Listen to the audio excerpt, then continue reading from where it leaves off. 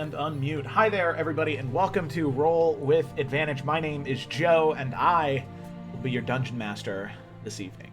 It's great to have everybody here. Thank you to Mama Shady. I hope I said that right. 28. Thank you for stopping by. Even just stopping by means a lot. Happy to have you here, and hopefully you can hang out for a little bit.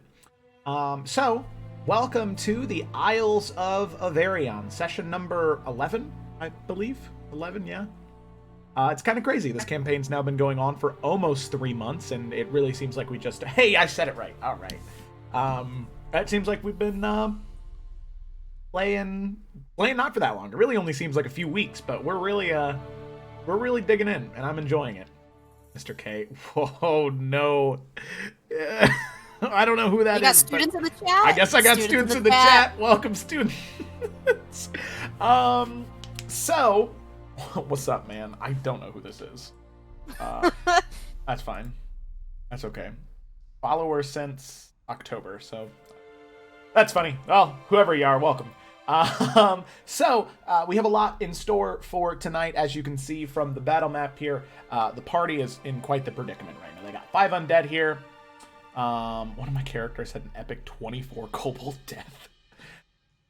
You should elaborate in the chat because I want to know what that means. But as always, I always need to be super thankful to the people who would do contributions for the channel, our artists, and then also our musicians. Whether that be Luca and Julia for the music, or Andy, Lisa, or Gemma for the art that they do for the channel. Gemma having done the art for the PCs down there, and then Lisa having done the art for the PCs over there, the thumbnail cover art. Thank you both. And Andy. And thank you, Luca and Julia, for the intro music that we have, which I think we should play right now. So, with that, let's roll that intro, and then we can go ahead and get started.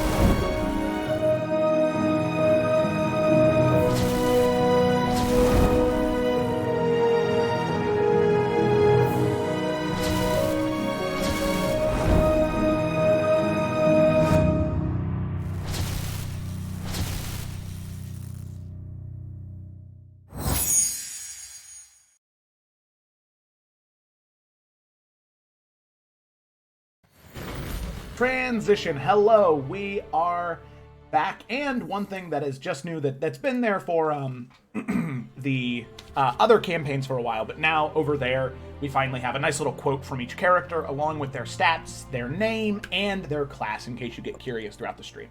All 5 PCs are there, and the only thing I need to change for that real quick is I don't want no fade, I want slides because I think that looks more fun. Okay, so there we go. She was young and ideal. Okay, so let's go ahead and dive right in. Last we had left off the Isles of Iverion. The collection of them, all 5 of the PCs here, had been tasked with a very important job. Preventing or investigating the presumed rise or comeback of House Markle.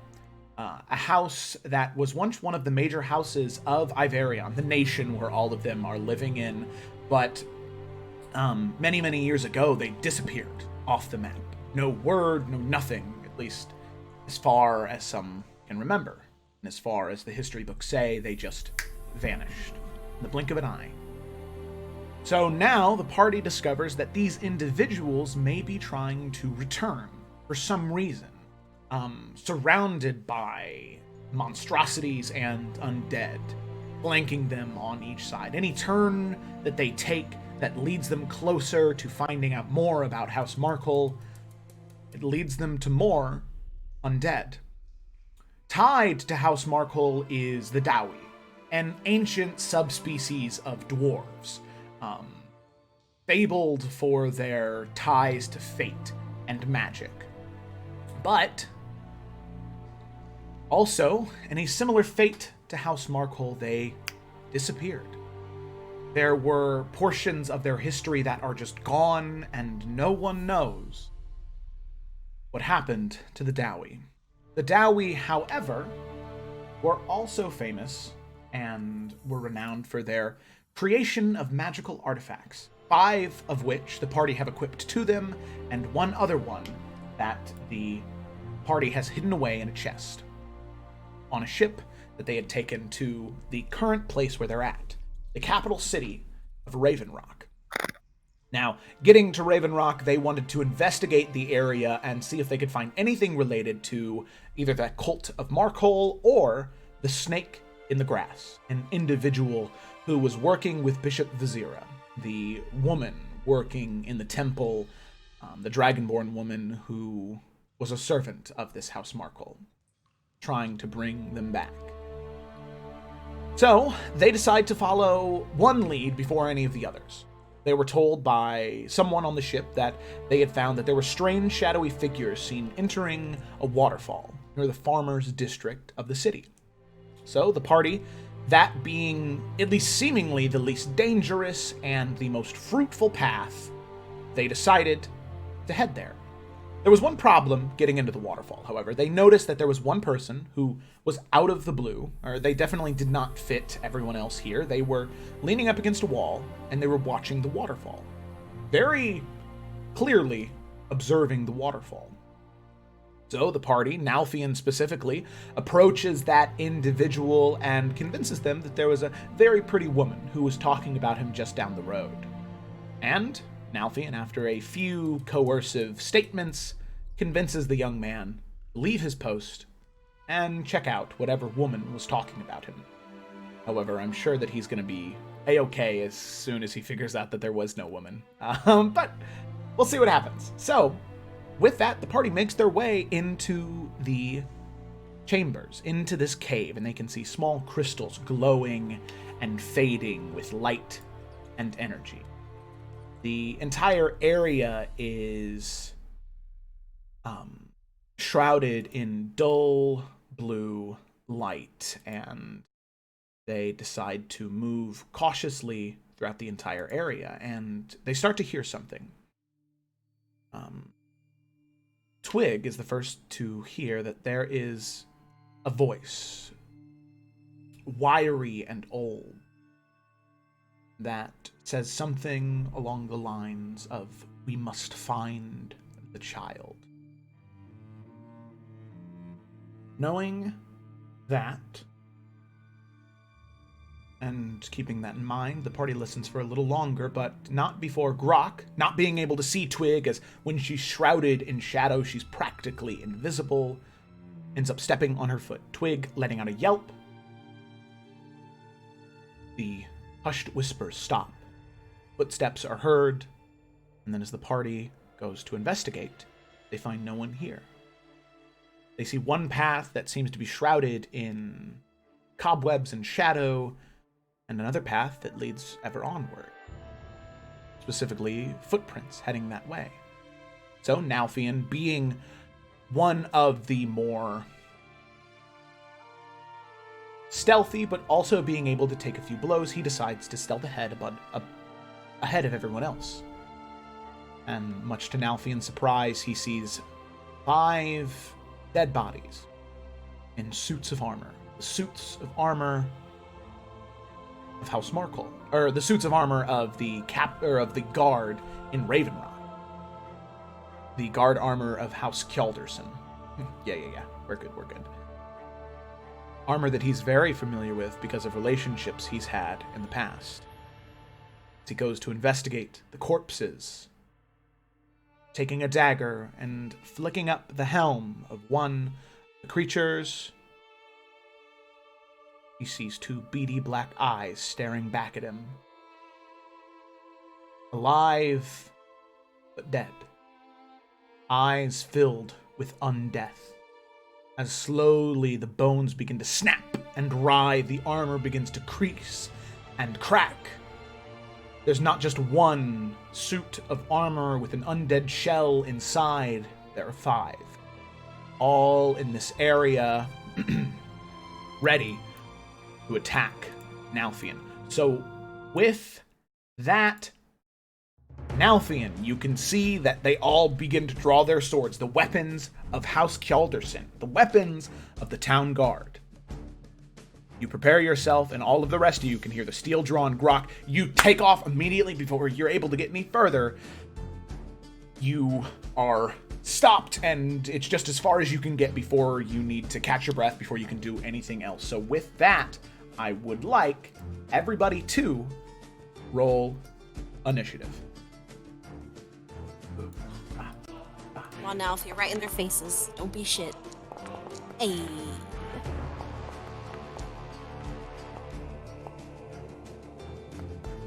Yeah. So.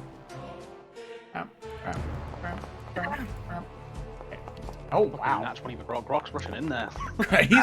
He's now there. Oh yeah. He's going for it. Yeah, you would have heard Wasn't there now. a way to pop out the turn order? Yeah, so on the top right-hand corner, all you got to do is right-click on the fist, and that'll pop out the combat tracker. Okay. I was like trying to double click and nothing was happening. I was like, I don't know what I'm doing. That's all good. Okay, let's see. Where do I want to put this? I think this is right. Right here is good. Can't be seen very well.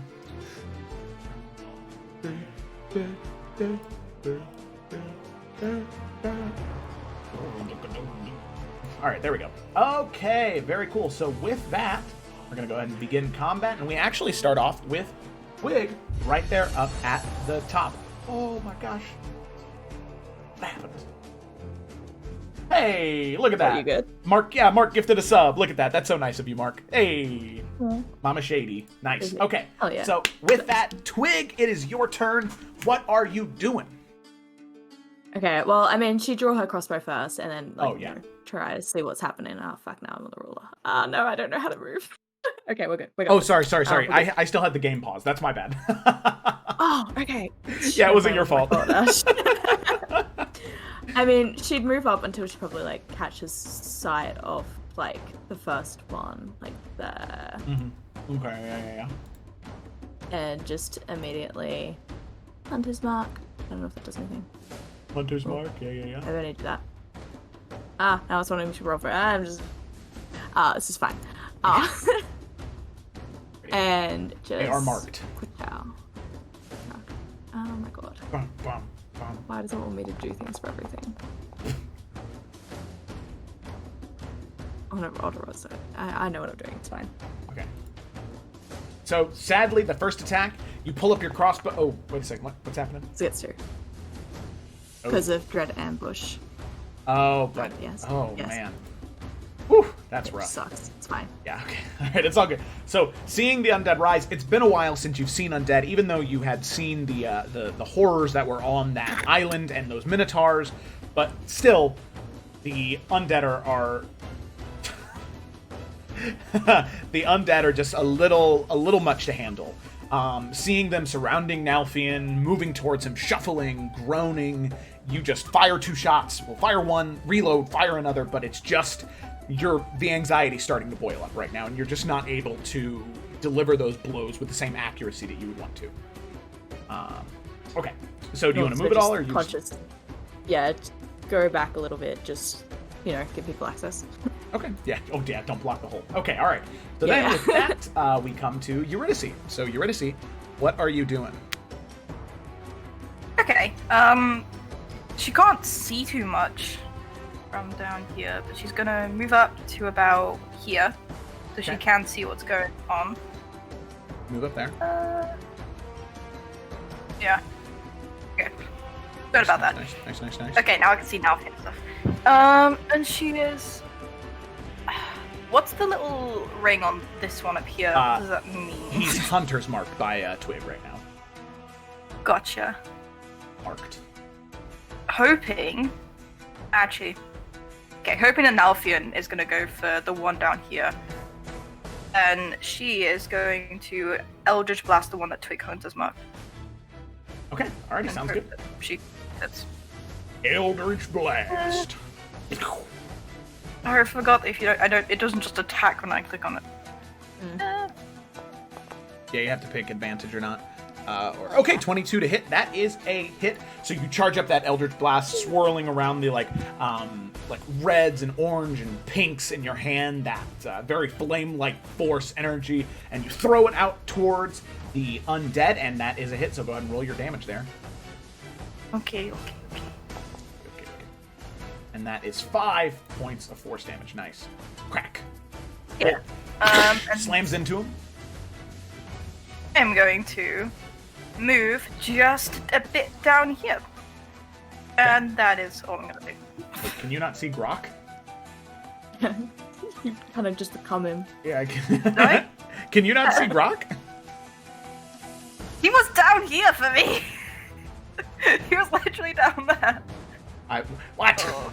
Okay, let me. I'll move myself. Wait. Oh my god. He keeps moving! Where'd he go? Refresh your page, I think. I think something's going wrong there. Probably. Where is Grok right now? Right next to you. Yeah, on your left. he's where you were standing. On my left? Yeah, just stay where you are. You're Okay. fine right Yeah, now. you're fine. You're Stay fine there. where you are. That's Stay fine. there. Okay, so then we come to Grok. Grok, what are you doing? Grok is gonna literally just run in screaming, Nalfian! And just charge in there. All right, hell yeah, man. Let me just make sure where I'm going first, because I don't know what I can see yet. So I'm gonna go 20 feet first, which is the Okay. path. Yeah. Sounds good to me. If you hit the space bar while you have the ruler out, it'll take you there. Oh, really? Yeah. And I've still got 10 feet, so... Oh, yeah. Yeah, fuck it. I'm just stand there, right next to Nalfian. Oh yeah, man. He's gonna go there. However, he's not gonna attack this guy. This dickhead over here, he's going to use his gauntlet and try and control him. Hey! Alrighty. Alrighty, let me go ahead and... Oh, dang, those are the... I knew pop us... it in the chat if you want. Oh, yeah, if you have it, please put it in the chat. That's what I was going to say, is, like, I totally... That was one thing I forgot. As an action, for one undead creature that you see and hear, you can attempt to bring them under your control. Through if they fail, they are under your... And that's just your spell save DC. So which one was that again? Yeah. This one down here. One down here. Okay, alrighty. So wisdom or charisma, whichever one they prefer. And I guess it says if he can hear me, so Grok to say, "Oi, knobhead, you fucking mine." Okay, alrighty. So that is going to be a saving throw. And what's your DC? 13. 13. That's a failure. That is a failure. So you can see Grok. The gauntlet begins to glow with this like deep blue and like sickly teal color as the first forefinger begins to light up and swirl with energy.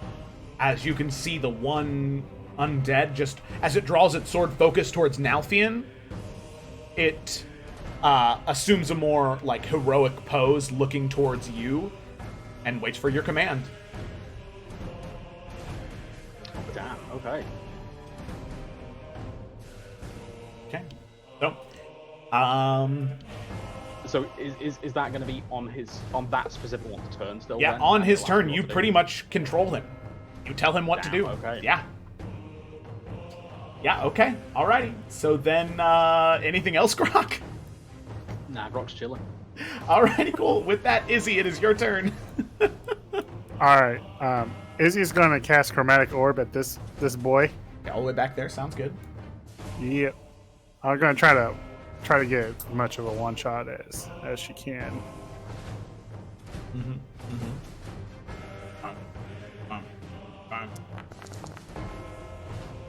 Oh, nice. Ooh, nice. Oh, wait a second. And Oh, it is shit. thunder damage. Oh, so it didn't roll to Hit hit. die. Yeah. Yeah. Oh, So that's weird. So when you go to do it, don't click on any of like the stuff like underneath it where it says like roll, attack roll, or alt roll, attack damage. Just click on like the little like it's like right next to the name. So like on Nalfian it would be like unarmed strike or Nalf simple dragon. Like click on like the little die that pops up when you hover over the spell or item or whatever.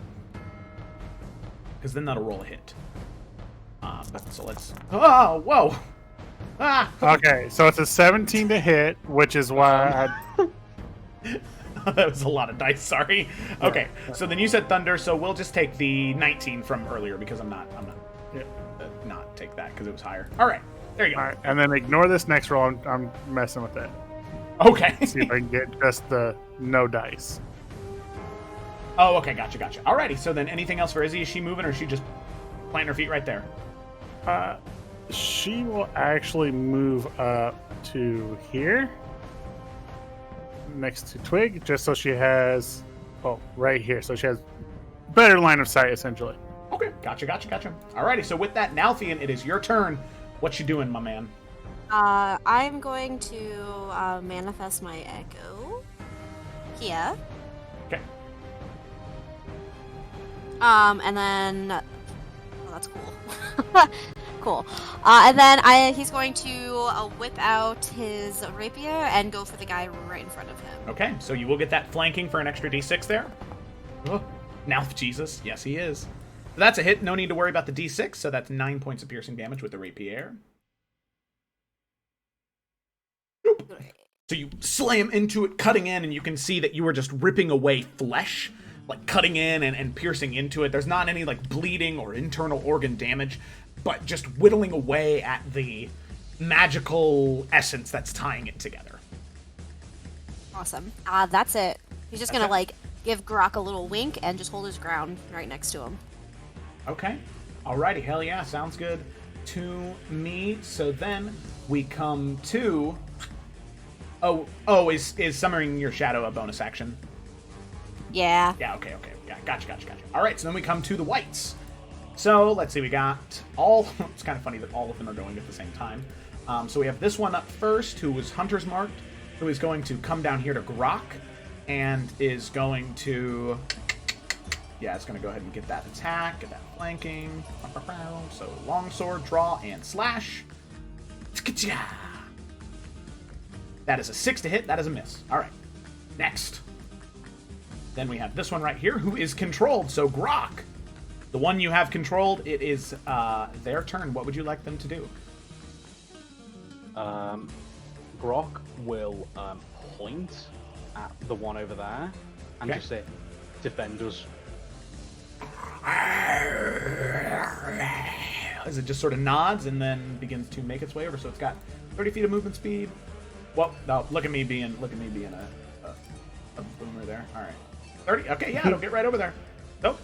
Oh, and make its way over and raise its sword and public roll long sword.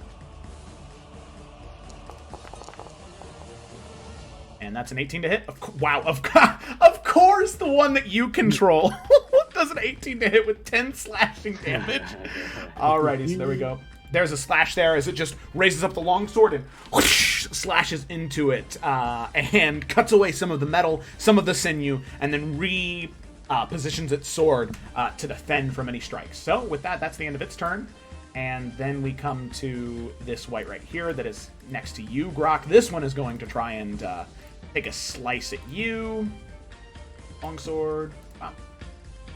Come on. And that's an 8 to hit. Very cool. Yeah, that's a miss. Yep, that's a... Yeah. So the longsword goes up and tries to slice down at you, but you just, like, block it with the gauntlet, grabbing onto the blade, and then slam it onto the ground as the undead just sort of... like, hisses and groans at you, but can't do anything else.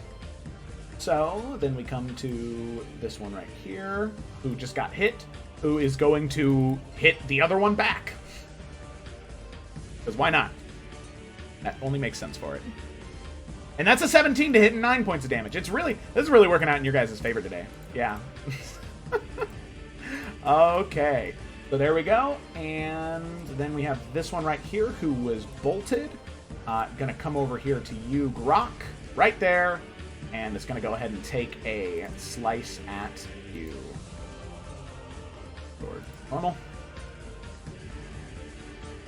There we go. That's a 20 to hit, and that is 6 points of damage. Okay. Alrighty. So then, with that, we come back up to Twig. At the top of the turn order. So, Twig, with that, turn order back to you. What would you like to do? Okay, still at the one that she's got marked. Just another shot, hopefully actually hitting it. Maybe. No. Okay, that's fine. Oh no. Okay. All right. So yeah, an 8 doesn't hit.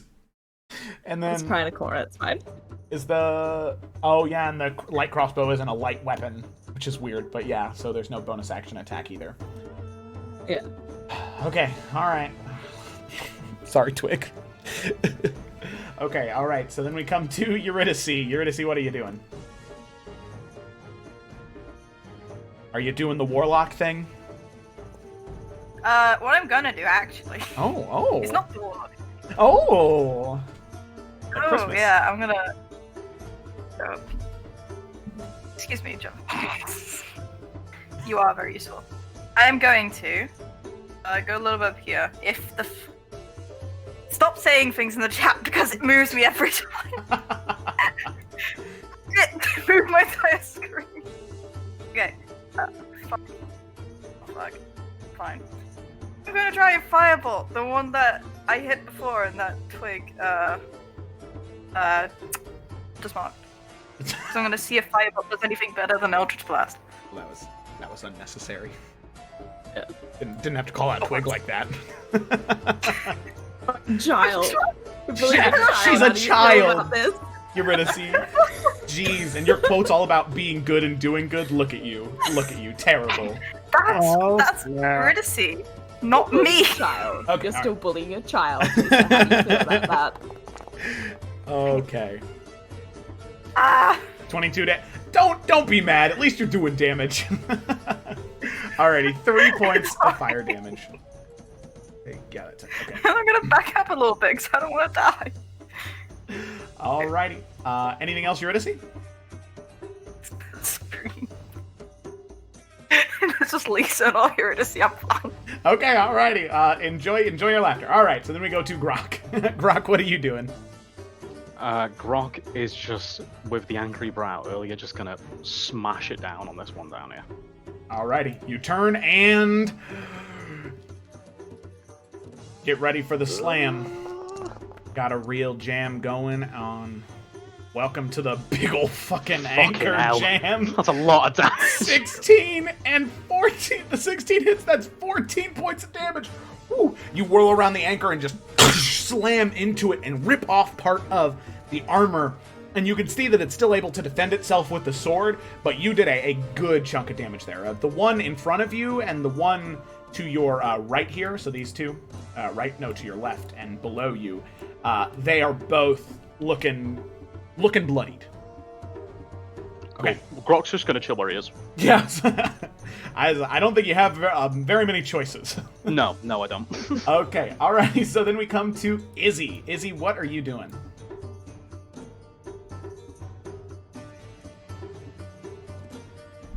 I am going to use Mind Sliver Okay. on the one right in front of Grok.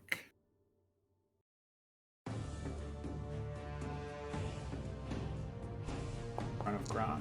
Okay. So that is It needs to make a intelligence save. intelligence save.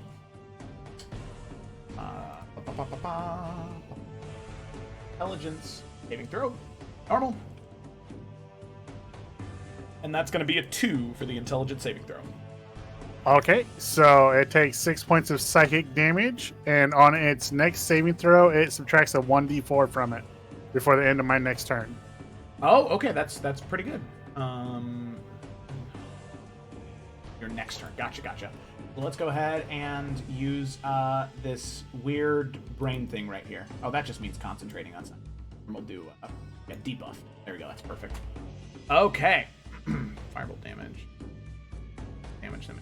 I'll do it. No, not at all. It seemed like they were both equally affected by force and fire damage and thunder. It seems like generally anything will do about the same amount of damage to it. Good question, though. Okay, so you can see the this misty blue energy from Izzy begin to swirl around the head of the one right in front of you, Grok, and it just tries to swipe away and get rid of the mist, but the mist is there to stay. and you can tell that it's affecting its ability to process and react, and just its strength in general as well. Okay. All right. Anything else, Izzy? Are you moving at all, or are you? Nope. Izzy's done. She's gonna keep on watching it. She doesn't need to move up until she needs to. Okay. Cool. Alrighty. So then we come to the 20 on the initiative, and well, there are some things that happen. So. Oof. Sorry, what? Yeah. Lair Sorry? actions. Pretty sure it was Nelfian's turn. And not layer actions? Well, so we have some things happening over here. So, oh, that's so funny that you guys can't see that. I'm glad you think it's funny. We don't. Oh, alrighty. So, good to know. Alrighty, cool. So with that, that ends that. And Malfian, it is your turn. Alright, so as soon as Grok kind of brings down the big old fucking anchor on its head, Nelfian's going to bring his rapier up and around and try to cut at any exposed throat he can. Yeah, boy. That is a hit. That's 10 points. How's it damage. looking? Let's see. Which one was that again? Was that the one that Grok just hit? Yep. Okay, that is 10. Ooh, not good. Not good at all. Alright, I am going to bonus action, and as soon as my rapier goes across its throat, he's going to flip the dagger around and shove it right into its chest, hopefully. Okay. Let's Sorry, I see. think I rolled twice. 13. So the 13, and then I'd like you to roll the d6 for the flanking with your shadow. Because a 13 does not hit, but a d6 might make it happen. Okay. Oops. Sorry, it's gonna accidentally roll 3. We'll just take the first one. Stupid. Oh, First wait. one is a 1. Okay, so I didn't want to give it away, but their AC is 14, so you... I really didn't need to make you roll, but... That's okay. Okay, so 14 does hit, so that is... Oh, that's a lot of damage. Okay, so that's 6 piercing damage, and then, let's see, that is 1 lightning damage, and with that, that is enough to kill this one right here. Bada bing, bada boom, he is dead. As Rock's that's down. happening, simultaneously, Shadow Nelf is going to move. I can't move Shadow Nelf. Oh, sorry, my bad. Here, I can mute. Hold on, can I? Excuse me? Settings. There we go.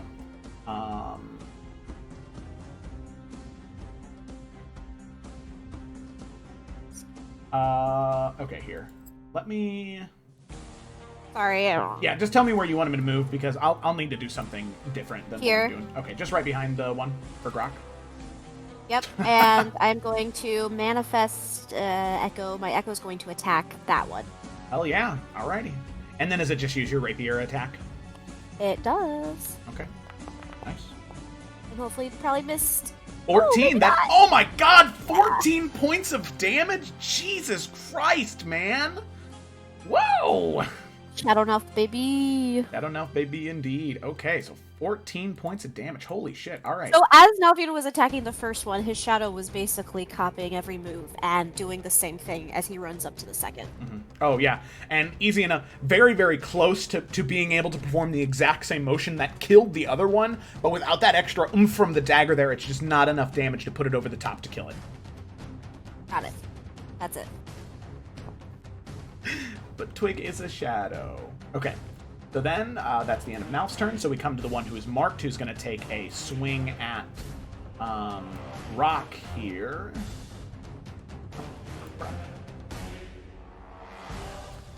Okay, so that is an 18 to hit, Yeah, that hits. and that is 7 points of slashing damage. Okay. And then we have some secret stuff.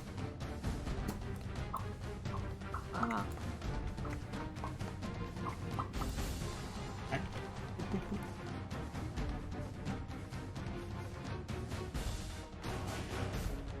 Okay. So with that, Izzy and Twig, as the two of you are in the back of the group, just trying to look and keep an eye out in front of you, making sure that you can keep a good eye on what is happening in front of you. Izzy, you do not notice, coming from the way that you came, There is an arrow that flies towards you, and you don't catch it in enough time. I'm assuming a 16 hits.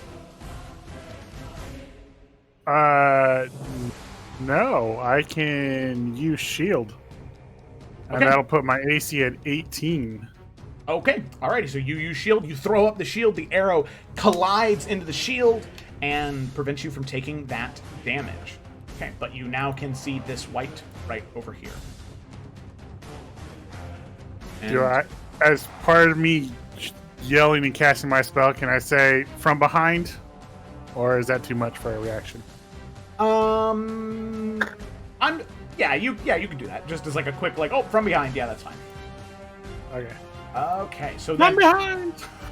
So yeah, all four of you are able to hear that, and Twig and Eurydice, you can look and you can see that as of right now, there's just the one coming. But then we come to this one who is controlled by Grok. It's going to take a longsword attack at this one. That is an 11 to hit, which is a miss. Then we come to these two in tandem together. They're going to move forward.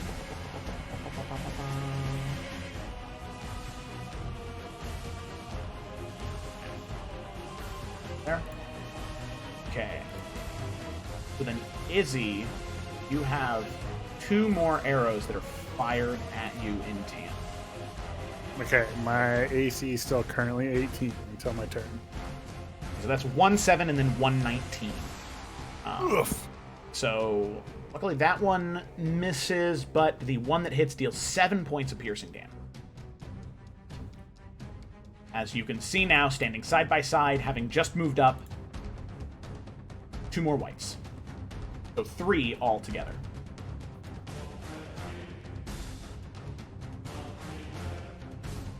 Alrighty. So there. Never been so happy to have shield in my life. Yeah, shield's a good one to have for sure. Okay, so that is the end of their turns right there. That one is dead, and then we come to this one right here, who is currently fighting the other white. Gonna go ahead and take a whippity swipe. Rock. That's 20, and that is, let's see, 8 points of slashing damage. Okay, very cool. Then we come to this one right here, who was just hit by the shadow. He is going to take a swipe at Grok again, trying to hack away at him. That is a dirty 20 to hit, unnatural, and that will be 5 points of slashing damage.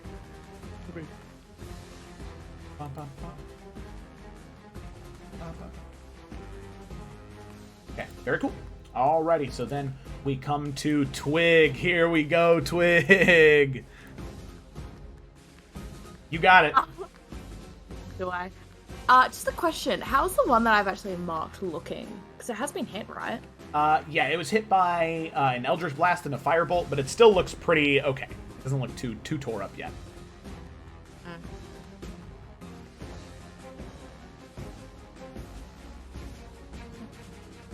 I mean, I'll probably still go for it. Just move maybe a little bit away from where the others are. And hopefully can actually hit it the 4th time around, otherwise I will cry. Come on. Hey, that's a hit! That's yes, 10 it's points of 14. piercing Okay. damage. Alrighty, and then go ahead and roll your Hunter's Mark and then- damage. I don't know, is it a d6? Oh no, I've gotten. Sorry, I think Hunter's Mark is a d6. d6. Ka-chow. Chow. Ka-chow. Good job. 6 points of extra damage there. That is very nice. Alrighty, so then... Okay, cool. Alrighty, so now it's looking bloodied. It's definitely looking lower energy. Not as much of the metal armor is still fully assembled on it. Definitely looks pretty rough. Just move it out.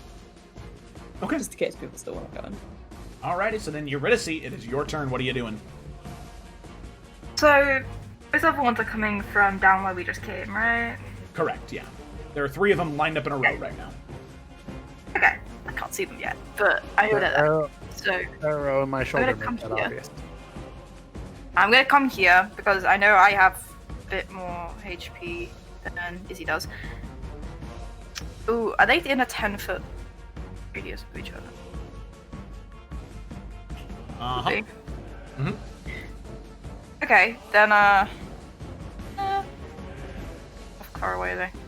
I'm trying to decide whether to do produce flame and hit all of them for less damage or just hit one. Okay. I've never used really produce flame as an attack, so I'm gonna try it. Okay. I just hope I roll well. So range spell attack to try and basically place this fireball in between them all. Okay, flickering flame appears in your hand. Okay. You can also attack the flame, although doing so ends the spell when you have the spell as an action. Or the flame of the creature with it. Yeah. Let's make a range spell and take a 1d8. Yeah, so it does 4 damage to, I think, each of them. No, it's a creature. The A creature? Oh, Yep. yeah. So the light. Radius. Well, the light is so like the radius of the light is 10 foot. Fuck me. Okay. So Well, then one of them takes 4 damage. well, would you rather cast Firebolt because it's a D10? Oh, 100%. I'd Okay. 100% rather cast like something like that. Okay, yeah, then you can do that. Then yeah. We'll even keep the 22. We'll just see the damage roll in the Okay. D10. Yeah. Look at that. And if I can roll the right one, that would be great. Oh, well, I guess it didn't matter. Which one did you want to hit with the 4 points of fire damage? The middle one. The middle one. Alrighty. I'm Yeah. so used to this.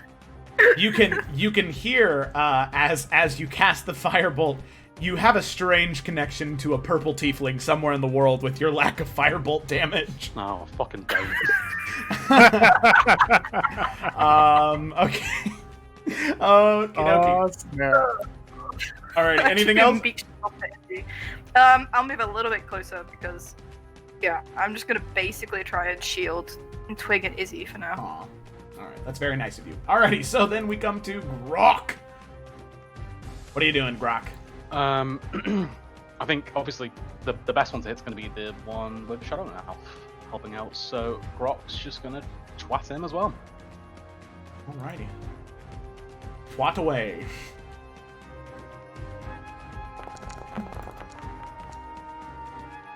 You know, That or is not a twat.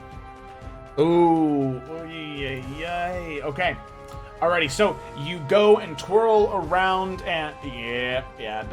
So you twirl around and you go to slam into it and you just miss as it's able to sidestep.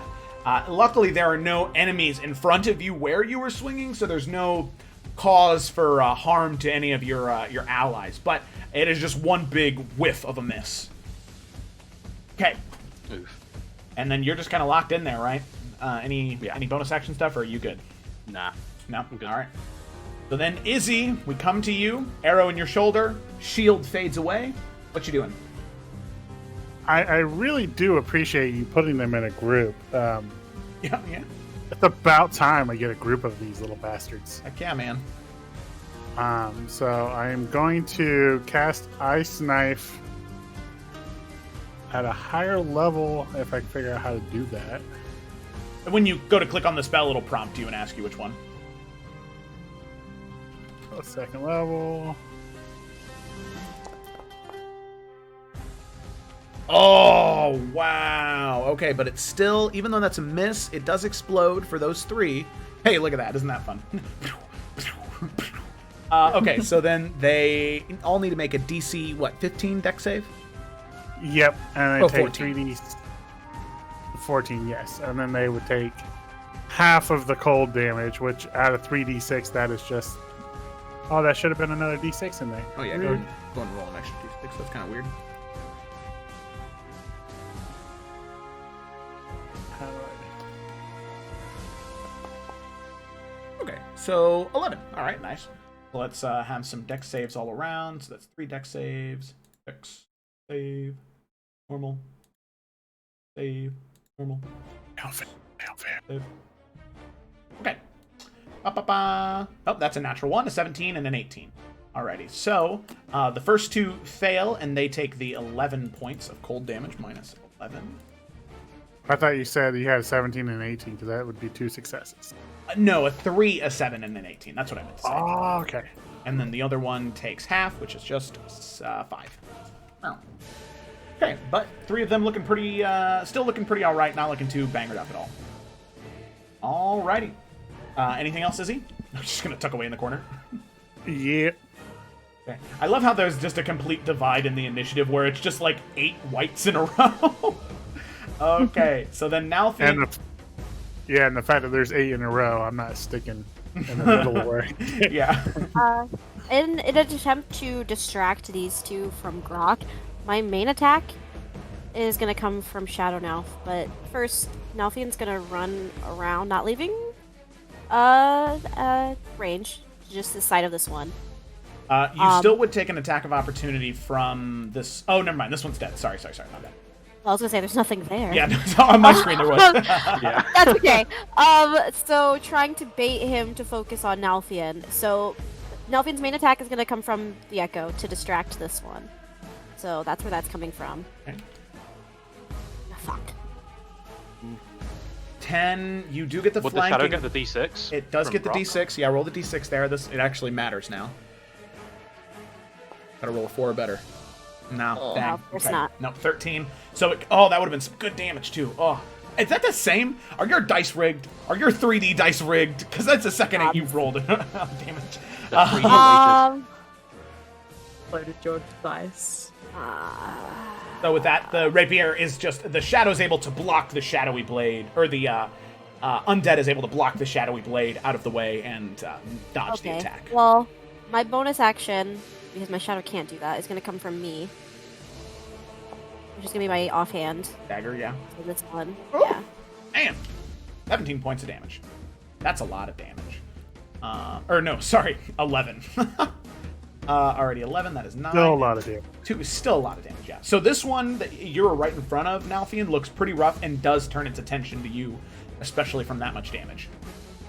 Okay, the other one doesn't care about the shadow.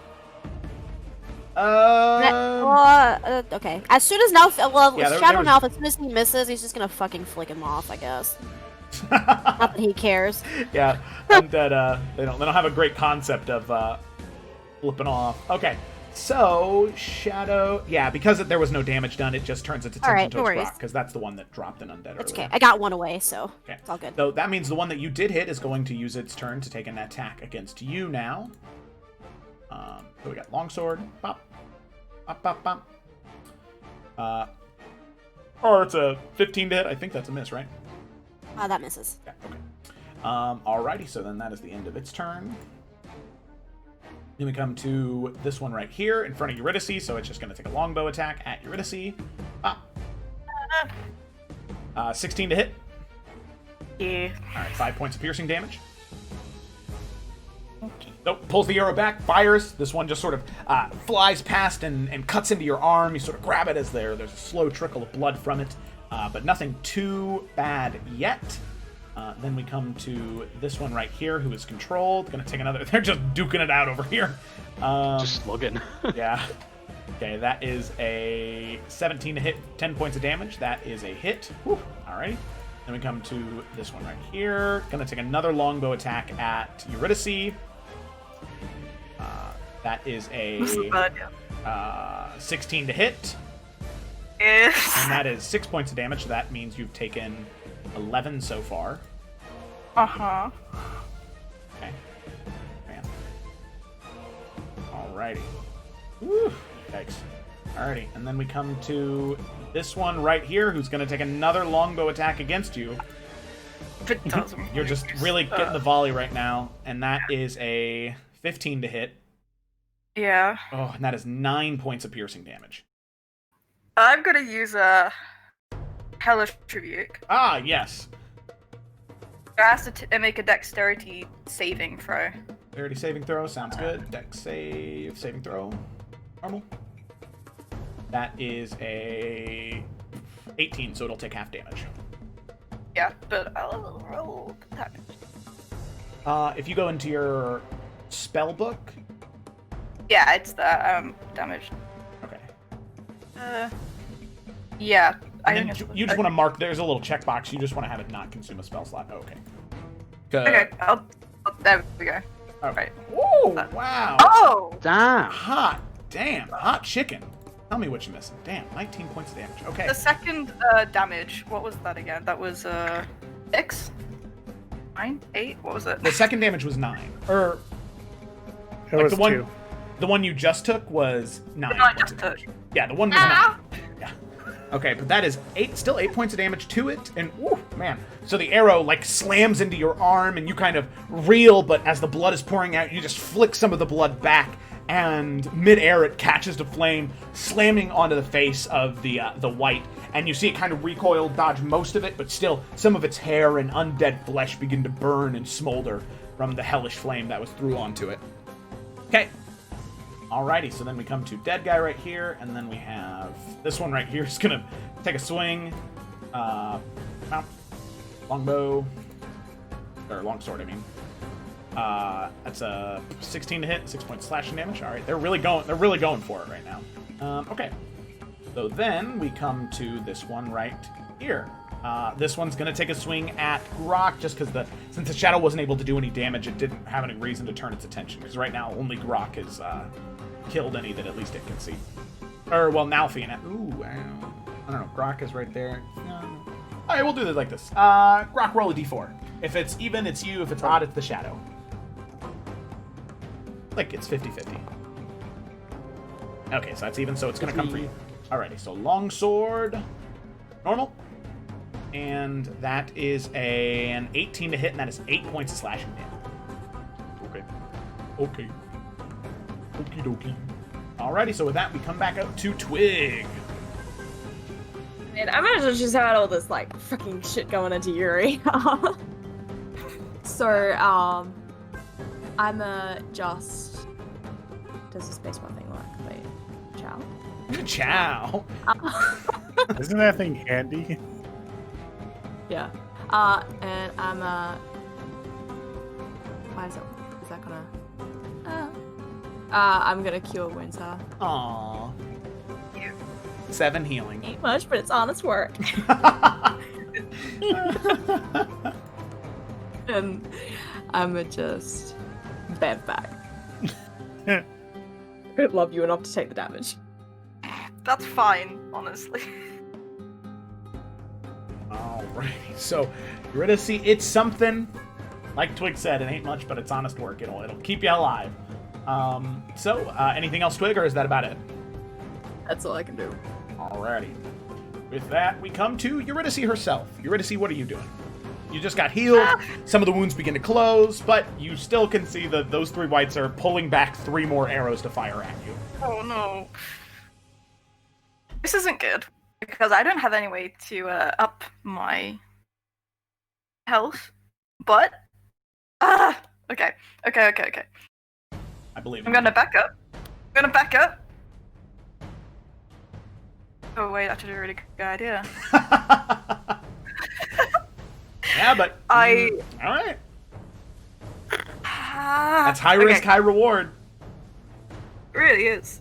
I have to get a bit closer, don't I? Okay, so I am going to step up closer to them. Feeling very, very in pain, but it's okay. And then I am going to try and burning hands them. Alrighty. Now here, you don't even have to worry about the template, because if you cast the spell, it'll auto-drop the template. Oh, really? Yeah. Ah, that's lovely. Okay. Where's burning hands? Found it. Hands. Roll. It's a save of a DC 13, I think. DC 13, okay. Yeah.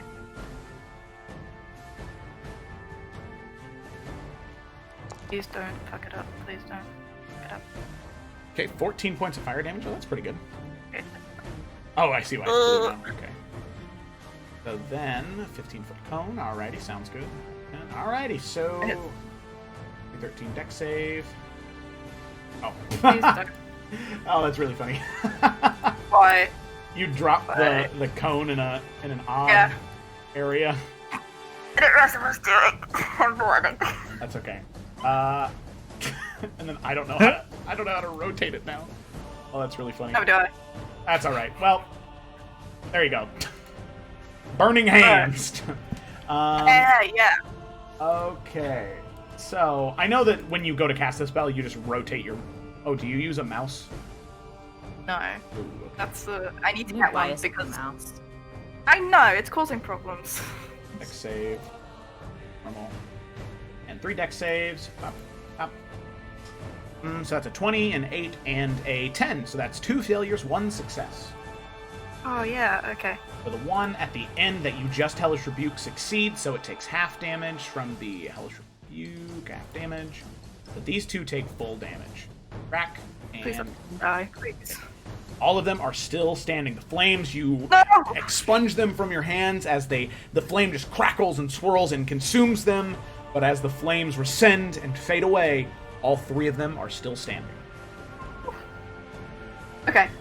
Okay, this is fine. Just run away. I got you. Just run away. I got you. Yeah. Okay, I'm gonna head... I can head about 25 feet. Okay. So I'll head over there. All right. That's where I'm gonna go. Looking not too great. That's fine. Alrighty. So you run and you head away. Alrighty. So then we come On that to... rock. You just hide behind the rocket. Okay, so in Grok, it is your turn. You got I have one a not question. Yeah, both of them are not looking great. Okay, I've got a question before I take my turn. Yeah. Could I, in theory, take an action, a bonus action, and channel divinity? Ooh. I think... Let Because me... I don't know if channel divinity counts as an action. I think it's its own thing. Did I have bonus? It depends on the description of the channel divinity. Depending on which option you use, it usually says if it's an action or a bonus. Yeah, because which channel divinity did you want to do? The not fog. The no. Okay. The not fuck.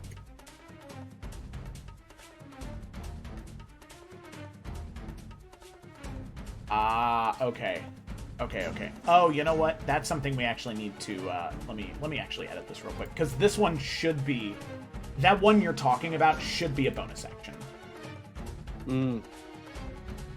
Okay. Well, I'll do that instead anyway. Okay. Well, okay.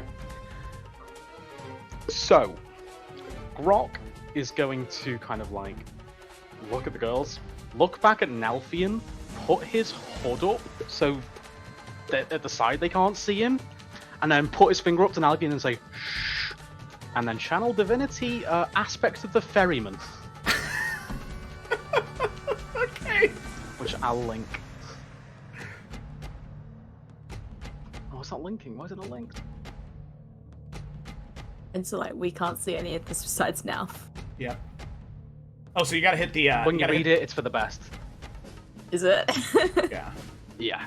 It's. Oh no, I know. I VTT disconnected for some reason. Hold on, I should go through now. Okay, there we go. Alrighty.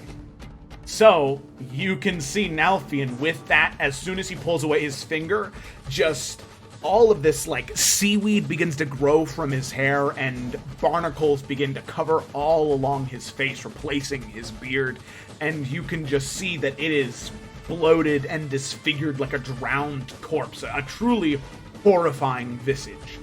And as he goes to turn, you can see these, like, almost tentacles, like, dropping from where his hair was, framing out his face, that writhe and swirl of their own volition and accord. So with that, Grok, all hostile creatures need to make a wisdom saving throw or be frightened. You can see, that can see you. Okay, so wisdom saving throw, wisdom, normal. Saving throw, so that's a 19, that's a success. Normal. That's a 13, which is a failure, and then finally this one, wisdom, saving throw. Okay, so that's 2 successes and 1 failure. But the one that fails is the one that's actually right in front of you that not look good. Great, because that's the one I'm going to fucking destroy. And as Grok has channeled, obviously, this horrifying thing, he's going to, like, 2-hand strike both hands behind his head and fucking scream and slam the anchor in front of this Oh thing. my god, so you have advantage on the attack since it's frightened. Oh no, that's the one directly in front of me. That one's not frightened, right? This one right here is frightened, because it's got the spooky face on it. The one. No, I'm going. Wait, which one? I was gonna do the one in front of Nalf, but to be honest, if the one's frightened of me, then yeah, fuck it, he's gonna destroy this thing. Okay.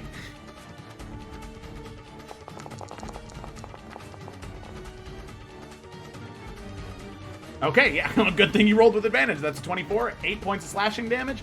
That is enough.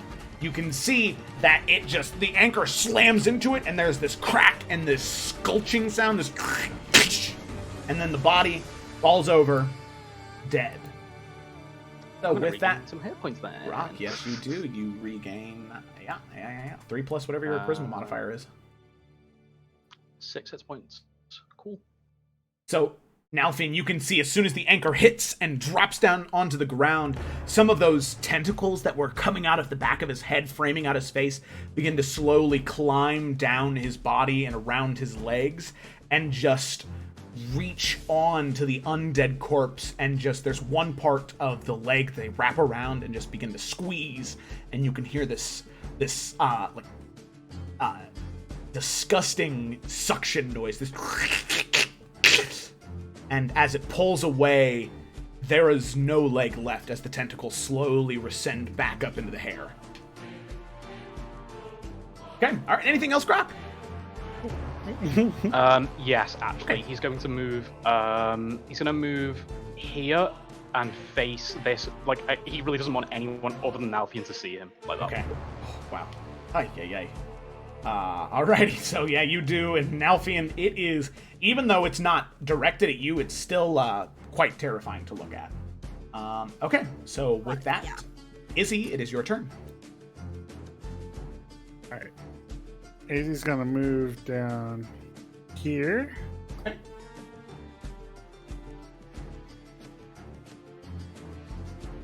And then move here.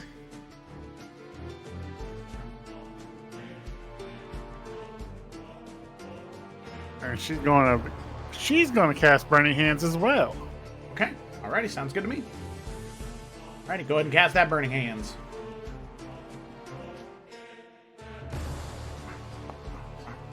And the Burning Hands will actually let you place a template there. Ooh, wow. Yeah, but I can never move it after I place it, so I just use the one on the ruler that I can move. Gotcha. Okay, so that is 6 points of fire damage on a DC 14 Dex save. Yep. Dex save.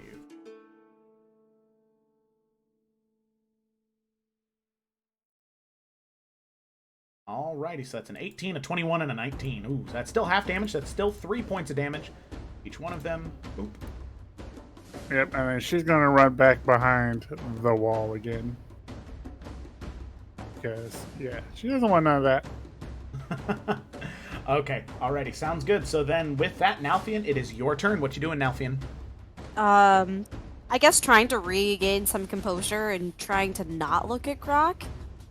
I'm gonna signal his shadow to come here.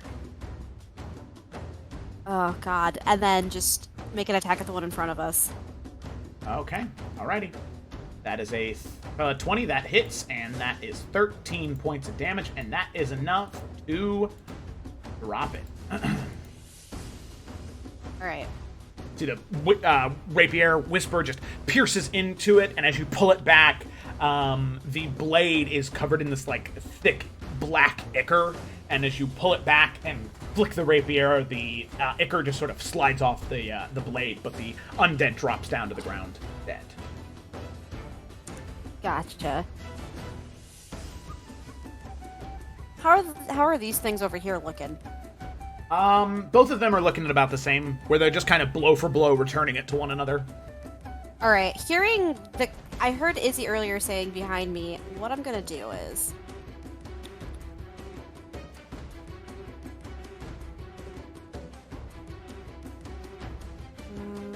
can't go past 35 feet or...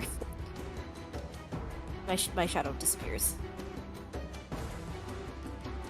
Just so I can get an idea of what's happening. Shadowmouth is gonna move. Can you move him here?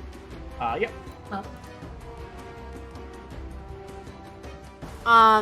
And then as a bonus action, Shadow Nalf and Real Nalf are gonna trade places Hey, all right. Oh, to shit. teleport. Yeah. There you go. As to not leave Grok alone, but also to see what the hell's going on in this room. Okay, so with that Nalthian, you are able to see at least one of the three. You can only see the one, though, right now. Okay. Okay. That's actually all I can do. Okay, all right, so then we come to the whites. That one is dead. Then we come to this one right here. So, oh, man. Here's the thing. I'll be more than 30 from you. Oh, that was for Nalf. Oh, yeah, sorry. I Yeah. think what's probably going to happen is Eurydice, this one's going to move. Yeah, okay, it's not that one's turn. This one is going to move here. And it's going to take a longbow shot at you. Oh, man. Hey, come at me. It's fine. Longbow. 21 to hit. Ah, yeah. 10 points of piercing damage. Oh, You're down. 8 plus 2. another one hits me. I'm down. So, Shit. Alright, so we have this one over here that's mind controlled. So that's going to be a longsword attack against it. That is 23 for 9 points of slashing damage. Boop. So then this one right here is going to come over here. And it's going to take a shot at you, Izzy, with the longbow. Can it see me through that wall? According to its line of sight. Okay, well, I guess it'll move up then. Well, I was just asking if it mainly in case like it gave me cover or Yeah, something. here. Well, then it'll move up here. Oof. So that is a 19 to hit for 7 points of Yeah. piercing damage. you got it, Izzy. That one's going to stay there. Then we have this one right here. It's going to move over here, and it's going to take a shot at you, Eurydice. Don't hit. Don't hit, please. And that is Sorry, a... can I see? That is Can I see? Wait, Joe, before you do this, can I see the one that's shooting at her? No, Is it's it this one? No, there's one behind the wall here. Well, fuck that guy. Okay, that's fine. That is How much? That's a dirty 20 to hit, and that is 3 points of piercing damage. 1 plus 2. That's just enough. Oh Yeah, no. Ba, ba, ba. I'm gonna come get you. Okay, so Eurydice with You'll that, just hear it as just fucking Me? take it at her. Down. I'm coming. with that, she is unconscious. I'm I'm coming! Glad we all made the same joke. Okay, alright, so then this one right here is dead. Then we have this one right here, who is locked in combat. Longsword attack. Normal. 13, that's a miss. Alright, thank you. Moving on. Alright, Twig, it's your turn. Okay, well, Yuri is not in a good way, so she is... Oh no, is that working? Yes, it is. Oh, wait, no, because I just need an extra. Oh, that's fine. Moving all the way over to her. Nice, just right outside of the attack of opportunity range. And the Q is on her. This is my last spell, but it's fine. Just don't go down again. Okay, 9 points of healing with that. Try. Eurydice, you are no longer unconscious. We're back. Welcome back to the land of the living. And then I'm also just gonna move my hunter's mark on the one that's like closest here. Okay. Alrighty, he is marked. That is all I can do. And prepare for death. Okay. Alrighty, so that is that one. Then we come to Eurydice. So you are prone right now. Okay. You have the movement to stand. I will stand. We're just looking real concerned at you. Shit. Okay. Out of the three in front of us, which looks worst? The back two look the worst. The one in front still looks pretty okay, but the back two look the worst for sure. Right, trusting Nalfian and Izzy are going to go for this one, hopefully take it out. She is going to kind of lean around Twig and Eldritch Blast the one on the bottom right. So it's right here. Yeah. Gotcha. All right. Roll your Eldritch Blast. Just like all bloody and shit. She's just going to extend her hand and hopefully not this. The swirling reds and oranges of flame. And an 11 does not hit. You're just 2 out of it. After being unconscious, being brought back, you feel all right, but you are just not, you don't have enough balance. You aim and poof, it slams into the ground and flings some of the dirt up, but is not able to hit the white. Okay. Okay, I'm trying to decide whether I move or not. Do I move? You got 15, 20 feet. You're a wood elf, so. I don't want to make myself more of a target. You know what? I'll stay behind. Nah, I'm gonna stay behind Twig. Yeah, all the rolls have either been super terrible or super good. Behind Twig. Alrighty, so you're just gonna stay right there? Cool. Sounds good to me. So then, Grok, it is your turn. All of them are dead except for the 2 that are currently locked in combat. The one that you have mind controlled, and the other one. What do you want to do? I think the one I've got mind controls handle it. They're just slugging it out. So, hearing obviously the commotion down here, Grok is just going to run down here screaming. But he's going to come to here, throw a javelin, but then he's going to turn away. So he's going to run down, but he's instantly just going to face away from everyone as he throws it. Okay. All right. Yeah. Sure. Sounds good. You head over that way, getting right behind there. Go ahead and roll your attack for the javelin. Oh shit! I haven't got them on this character sheet. Oh, that looks. Oh, here. Do you want me to? I can add the javelin. Drag him in quick. Oh, are you already? Oh yeah, if you can. Yeah. No, if you've got it, that's fine. I got it. DDB items. Jav. Lynn. There you go. How many javelins do you have? I don't know, 10? Probably less. I don't know, I'm not sure. Okay, 5. Let's say 5. Okay, alright. You got 5. And then the last thing that I need to do here is resource consumption. Material. No, wait. Ammunition. Javelin.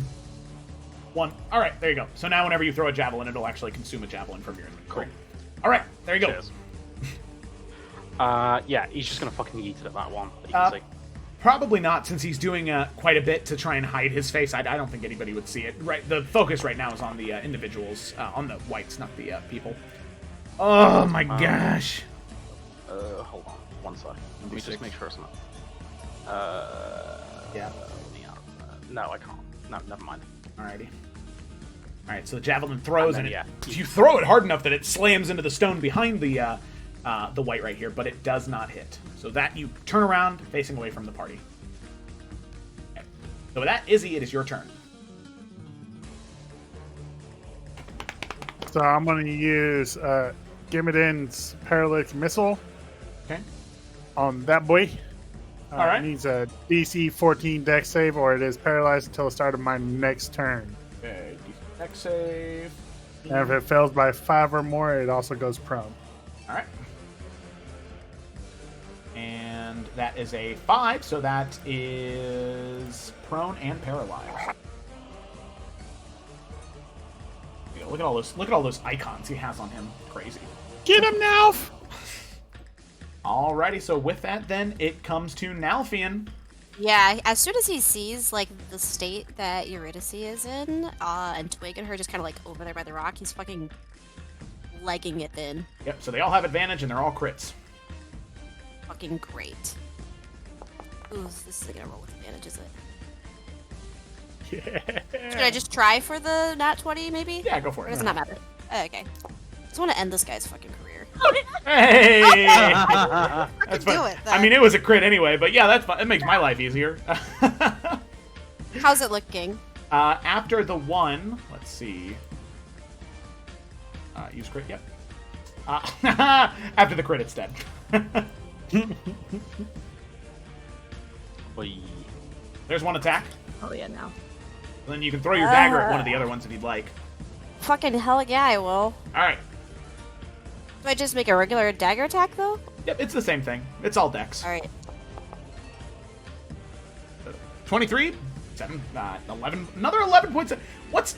Are you cheating? Excited. I don't know. Well, which one? I will say... Sorry, as I was running, Shadow now has to be running with me or he's going to disappear. Okay. So we're 30... He can only go... No, he can only go right there. Okay. I think he only has the same amount of movement speed as I do. That would check out. Which one was looking worse out of these two? Both of them look generally the same. All right, I probably have a. Let's go with this one. That makes more sense. 11 points of damage. Very cool.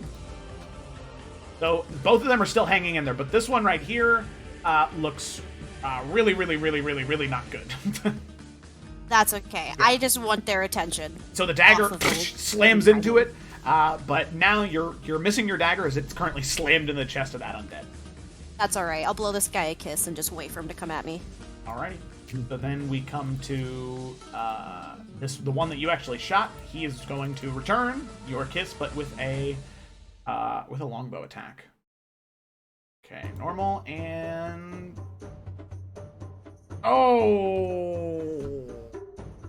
Natural 20, I take it. Yeah. It's fine. It's 18 points of piercing damage. God damn. Bullshit. All right. Alrighty, so that however, that's the end of its turn, just the one attack, and then we come to this one right here, spine controlled. Longsword, normal. I'm just gonna do these two right now together, just that way they get them over with. That's a hit. That one missed. Okay, so there's another 6 points of damage. Alright. Okay, that one's dead. Okay, so then this one right here, this one's also gonna take a shot at Nalthian. Longbow. That is a 17 to hit. Is that a hit? Yeah, you got me. Yeah, gotcha. Okay, and that's only 5 points of piercing damage. Both arrows fly by at you, but then that is everything. So then eventually we come back up to Twig all the way up at the top of the turn order. Okay, I'll move my Hunter's Mark onto... So now I've hit that one, yeah? Yep, that's the one Yeah. you hit. Okay, so move it onto that one. And Okay, another targeted. little ka-chow. Ciao. Ciao. Oh my Never God. mind. I'll just cry in a corner. Oh no, Bye-bye. Twig! Twig! I think we Okay. need to get that scope attached to our crossbow. And then I'm gonna just vibe back here a little. Back the fuck up. Yeah, gotcha. Alrighty, so Yuri's then- alive, it's fine. Yep, she's good. And with that, Eurydice, it's your turn. What are you doing? Right. Okay. So the one with the little thing that's most hurt. So everyone's That's the been hit. most hurt, yeah. Okay. And we're gonna Eldritch Blast. Well, at least try. We're gonna try to Eldritch Blast. Shoot it. Shoot it up. Go. Hey, 19. Woo, Yay. 12 points of force damage. That is definitely enough to do it, as it also does drop dead. Oh, she's so angry that she just hurls this energy ball of like fire in its face. And then you also killed a creature, so that does. Oh, doesn't it have to be in melee though? Does it have to be Does it melee? have to? I don't know. I think it does. That's why I kept getting close to that. Maybe, Really sad. I know the last time you got it was like when you used your spear, so Yeah. That's why like I've only ever got it when I use a spear. yeah. Nope. That Whenever was you supposed to- reduce a hostile creature to 0 HP, you gain +5 temporary. I can't read. Okay. Nice. No more running in melee then. Wait, so then do I see the weird like shit that happens then? Oh yeah. I mean, at that I think point, all of it it would. it doesn't. Yeah, let me drop it in the chat here real quick. Grok wouldn't. Grok's facing the opposite fucking way. Yeah, Grok would. Yeah, so all of you Before, see hasn't he? as she slams out the Eldritch Blast, that energy doesn't go away. It slams in and then just consumes part of the undead material, and that black energy drops onto the ground and begins to swirl on the ground and move back towards Eurydice, making contact with her legs and then closing up some of the wounds around her body. So that is 5 temporary HP to you. Okay. I think I got that. Yeah. Oh, thank you. Yeah. Okay, so everybody sees that. And with that, Grok, you saw nothing. What do you want to do? Well, I mean, he can't see it yet, but he knows that there's been shit going on down here. So, Grok gonna turn on his feet and just kind of like head down and just rush into there, still keeping his hood up. Okay, alrighty. So running down, you can see 2 of them are dead, but there is this one right here that is still alive. Oh, and he can still reach it. Get fucked. Okay, alrighty. Roll your attack. Oh, you know what? I'm gonna fucking destroy this dickhead. How's it looking? It's looking rough. Not great.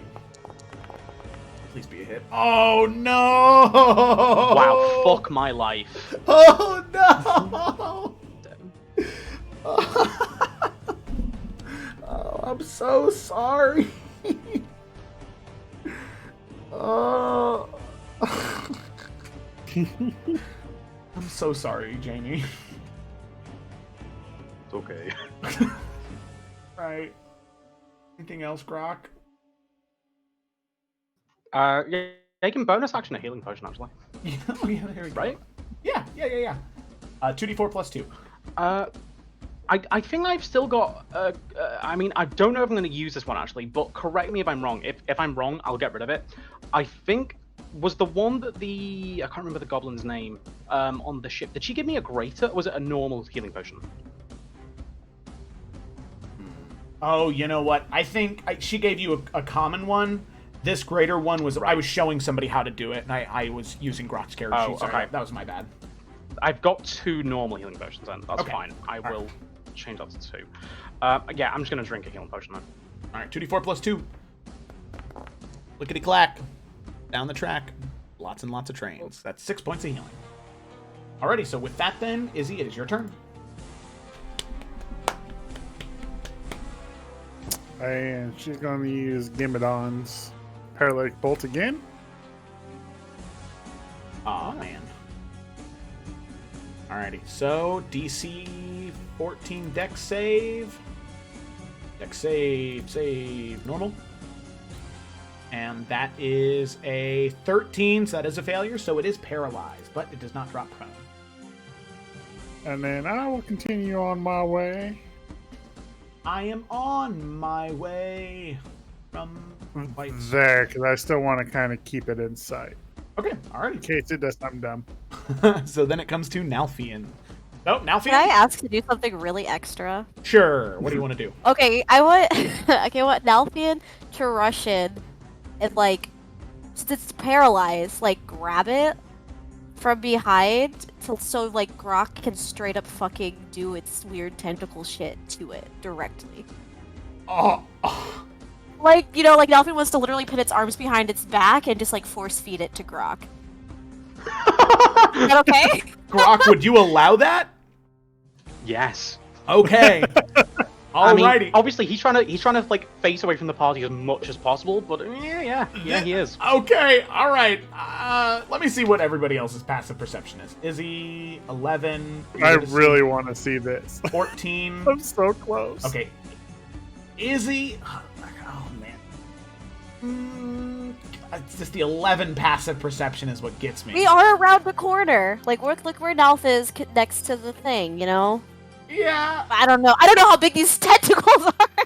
I don't know. Nalfian saw it the first time, was like, that's fucking wild, but how great would it be to just feed it?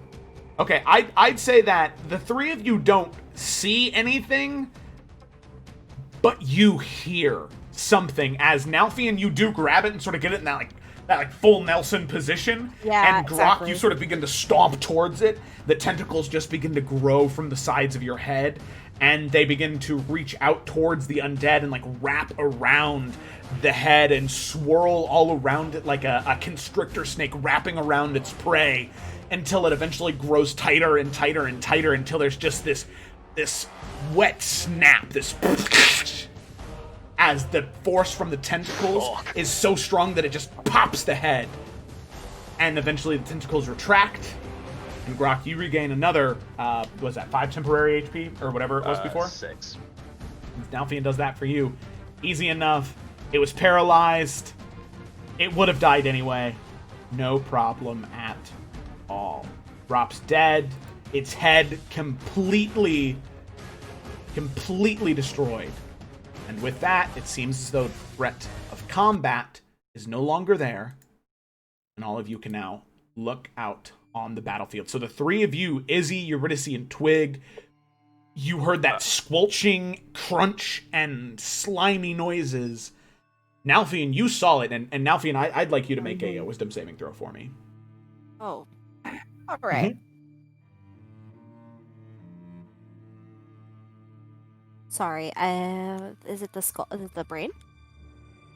No, insane. the saving throws you'll have to do on your character sheet. Oh, sorry. It'll Quick look question away, while Nal's doing that. Are those other two still fighting up there?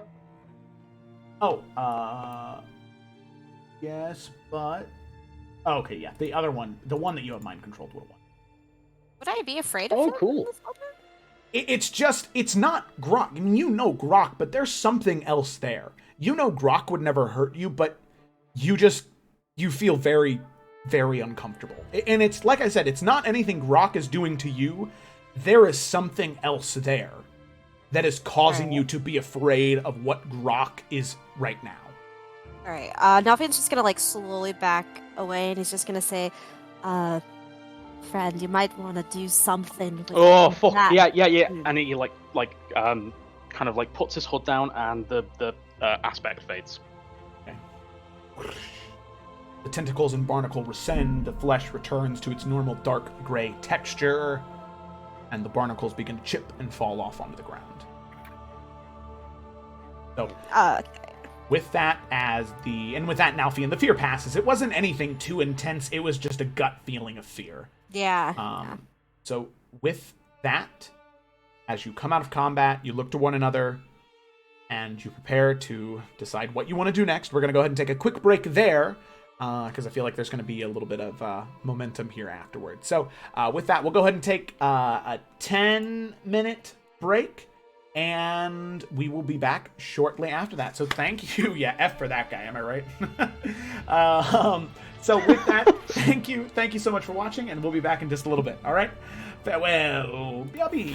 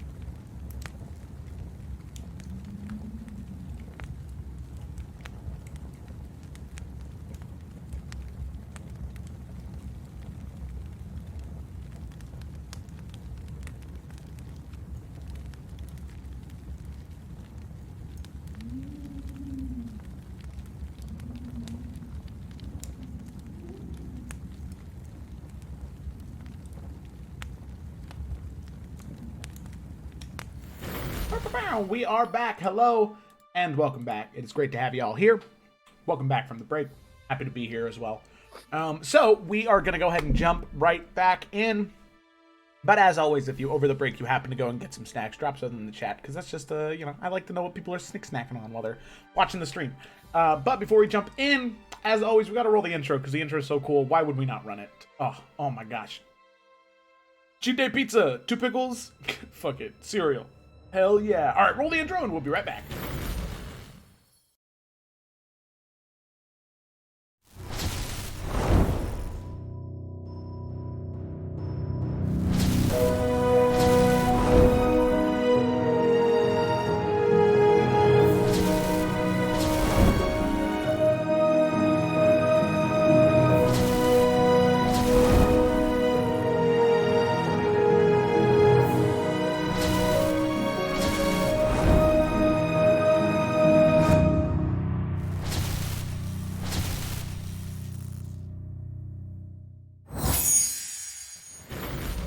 Never did anything. We are back. Look at that. Alrighty, so picking up where we left off. The group had found themselves in a mysterious cave with these glowing crystals, looking for information on either the snake in the grass or the cult dedicated to the House of Markle. Either one, they were more than happy to try and get information on. So they descended into the cave, shrouded by a waterfall, after getting past some type of individual who was watching it. Sweet talking their way past it. Eventually, they did get to inside the cave. They were attacked by these undead creatures, these wights, these very humanoid undead creatures wearing the armor of the city guard. They fought through them, about 8 of them. They were able to cut them down and defeat them. However, now the party, after recovering, finishing the fight, they now have choices to make. What are they going to do? Are they going to continue to push forward? Are they going to take a moment to rest? That is up to them. So with that, I give it back to you. Nalfian and Grok come back around from the corner right where that squelching, popping, crunching noise came from.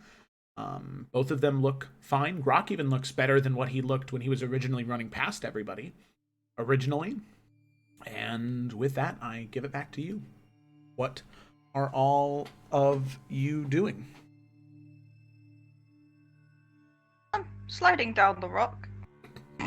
Yeah, as soon as we come around the corner, I think Nalfian's gonna go to Eurydice. And he's just gonna say, "Are you okay?"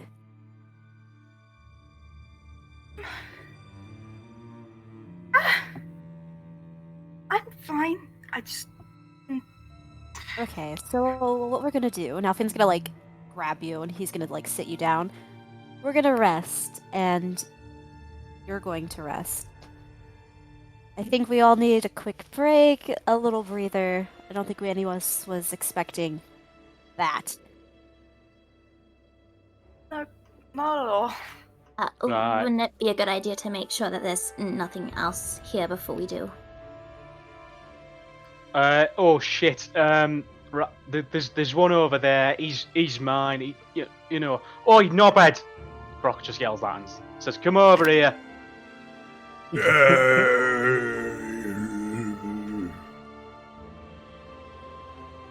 Right, come here. And Grok will point to this like entranceway and say, "Fucking guard it." Yeah, Nalfian will station Shadow Nelf right here.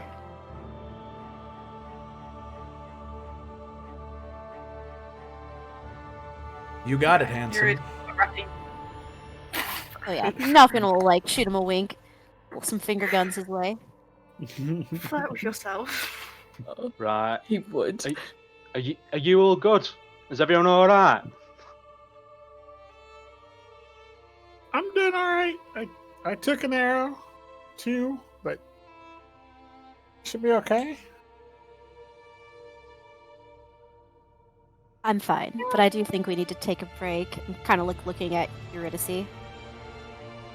Just a small rest before we keep going. Right. Well, that fight's got me a bit pumped up, so I don't mind. At least, you know, while you guys have a bit of rest, I can have a quick look Look down here.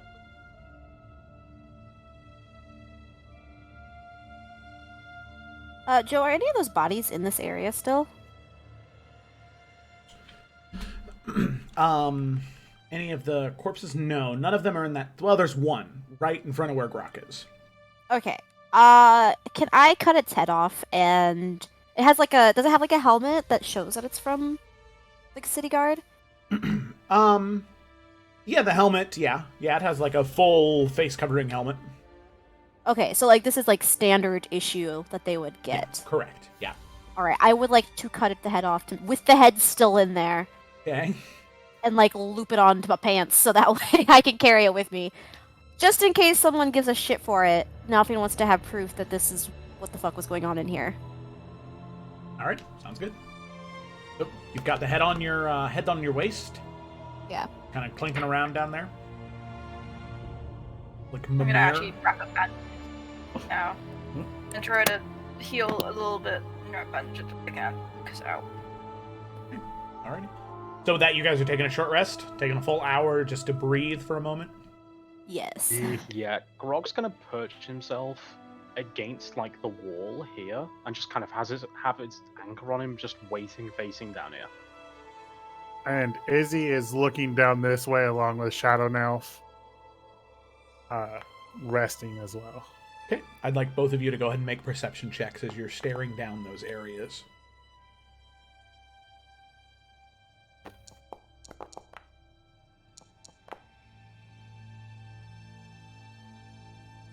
It's not horrible for me. Whoa, holy shit, Grok.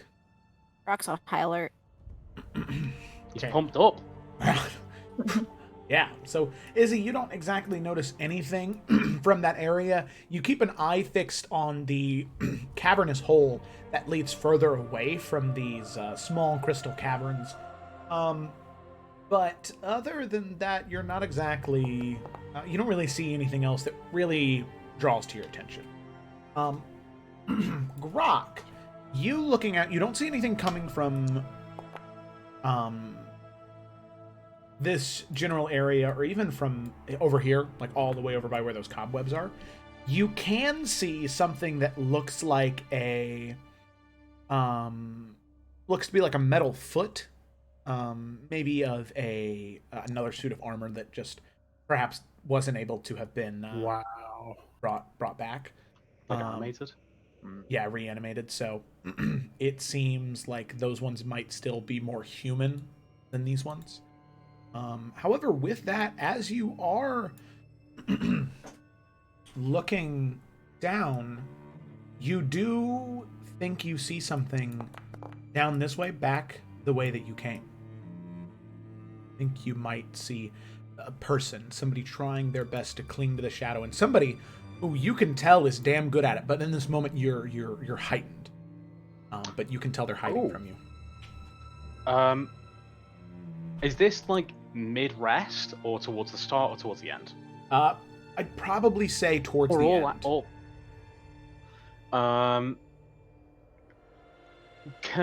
If I can see them, or at least if I get an idea, do I get the impression they can see me?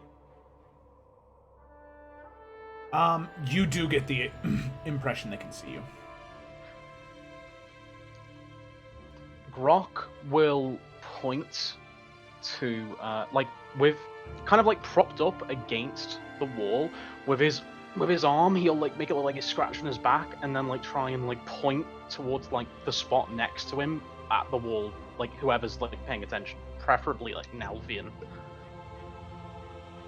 He's being very subtle about it though, so if Nalfian even catches it.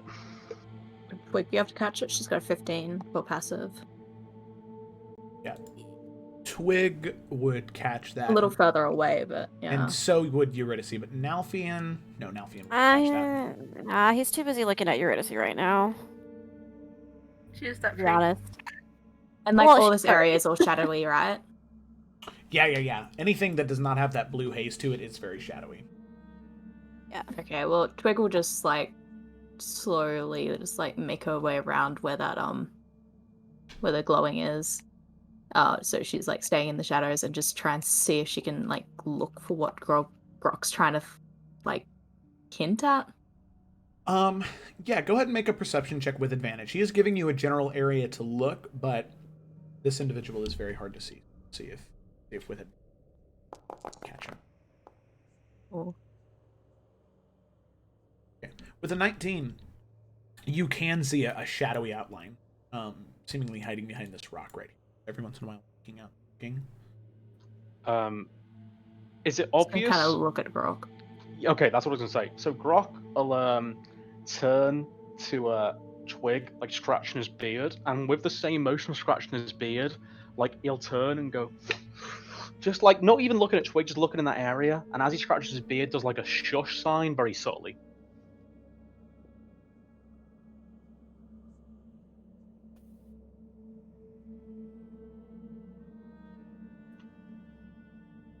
But they're just hiding there, right? They're not doing anything sus. Aside from hiding from you, I mean, the hiding itself is kind of sus. Like they're not like coming towards us or anything. Like they're just happy, just vibing. yeah, and then Grok, after doing that, looking about and doing the shush as you go to turn and look, doesn't seem like there's anybody there anymore. Well, Oh, shite. Twig will basically do the same thing as she did before and just like move back over to where Yuri and Nalf are and just like quietly just like mention that there's like someone there. Yeah. Grok could be Just so they know. yeah, Grok would be doing the same. He'd be like, ugh, and like kind of like make it look in case they are still watching, but he hasn't noticed them. Just kind of go, ugh, and then kind of like walk here and then walk back there. But as he walks here, it'd be like, someone's out there, and then just come back.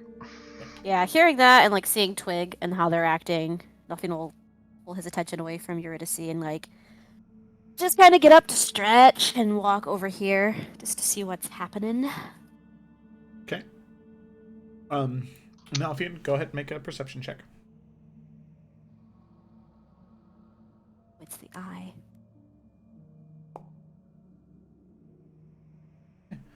So, Nalfian, as you look and peer into the shadows, you don't see anybody there. Either they were never there or they left.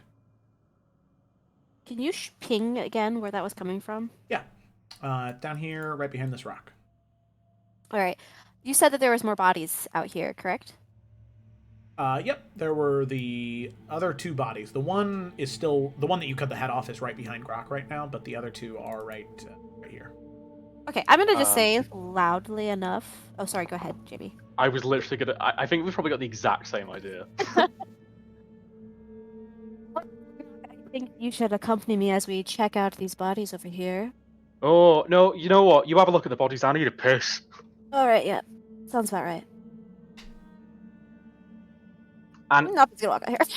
Grok's not walking subtly, but he's also not walking like aggressively. He's walking like he's gonna go and take a slash. And Nelfin's walking over here. His interest solely on these guys. Okay. Nalfian, go ahead and make an invest. All right.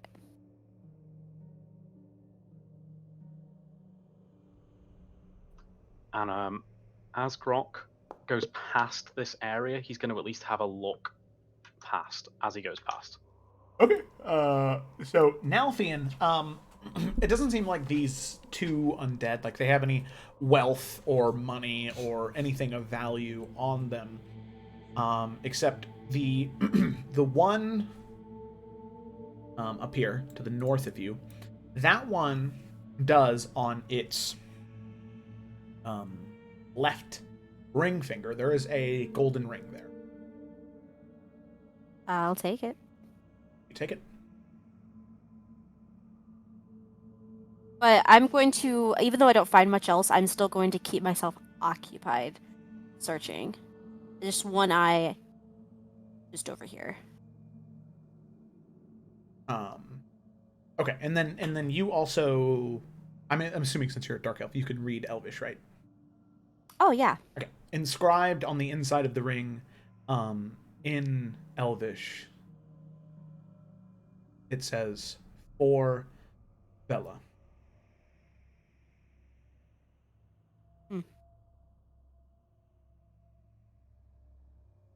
I will still pocket it, but interesting.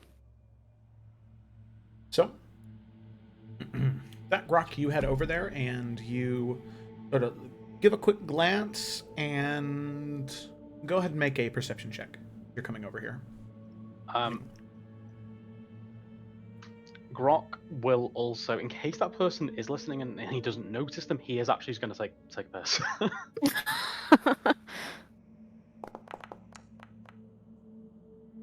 Okay. Yeah, so you kind of do a quick peer over just casually and don't see anything. They either decided to hide somewhere else or they're not here anymore. At least as far as you can tell. Okay. Grok's going to finish up and just kind of walk back over here with an elf. Okay.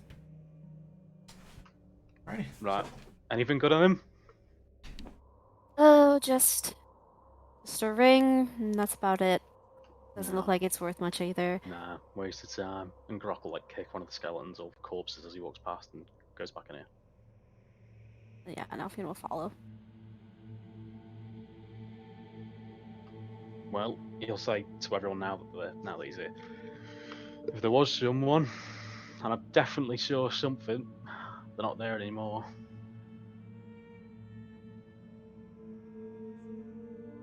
And as far as we know, the only way in's through that waterfall. We not try and find where they went. Well, If they've seen us in here, then surely they would try and alert whoever's, well, controlling this area. It's a good point. I mean, they could always come back with more people. Well, in all fairness, it's not like we've done anything wrong. We've done someone a favor. Well, yes, but they don't know what we've seen, and if there is something in this cave that they're trying to hide, then I'm sure they wouldn't want to take that risk. Oh, fuck it. Twig, you only good at doing tracks?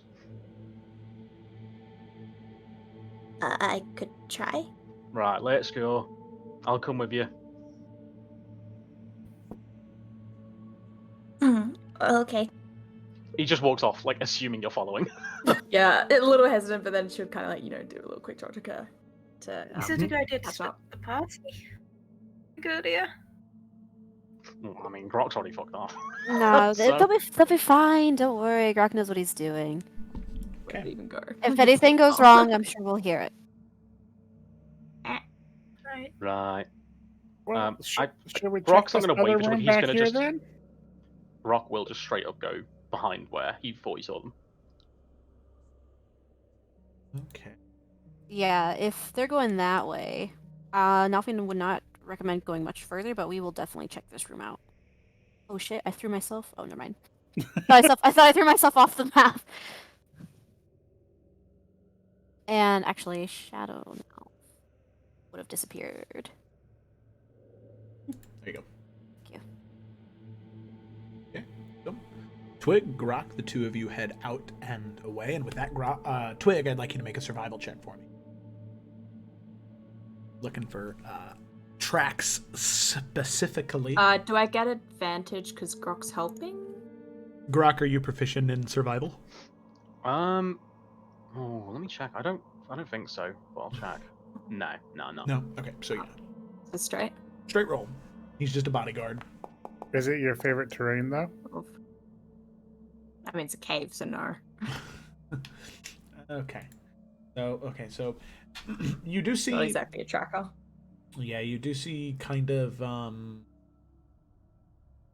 collection of footprints going in and out, but you're not sure if those are Grok's footprints, your footprints, any of your companions, or the undead who are here. There is also that individual who you heard speaking, but none of these undead and none of these wights are able to speak at all. Just moaning and groaning. So you're not sure really if this will be any tracks that are new or old. Some of them go in, some of them come out. Nothing really conclusive.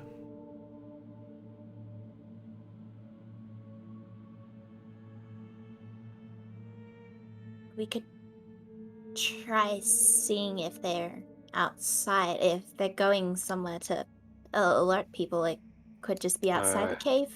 I mean, I'm not very good at sneaking.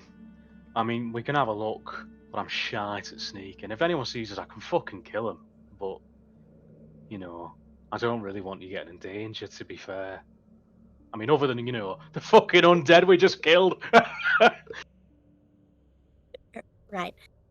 Well, I'm pretty good at not being seen, so I don't think that's too much of a worry, and I could Right. try and help you. Right, well, You I'll can't tell just you come from what. Grados. You only, and Grok will like kind of like. Do you know when like someone's trying to be supportive, but they forget that they're just fucking massive? He'll like turn to Twig and like point his finger at her, trying to be supportive. He's like, right, only if you tell me you're not gonna get fucking seen.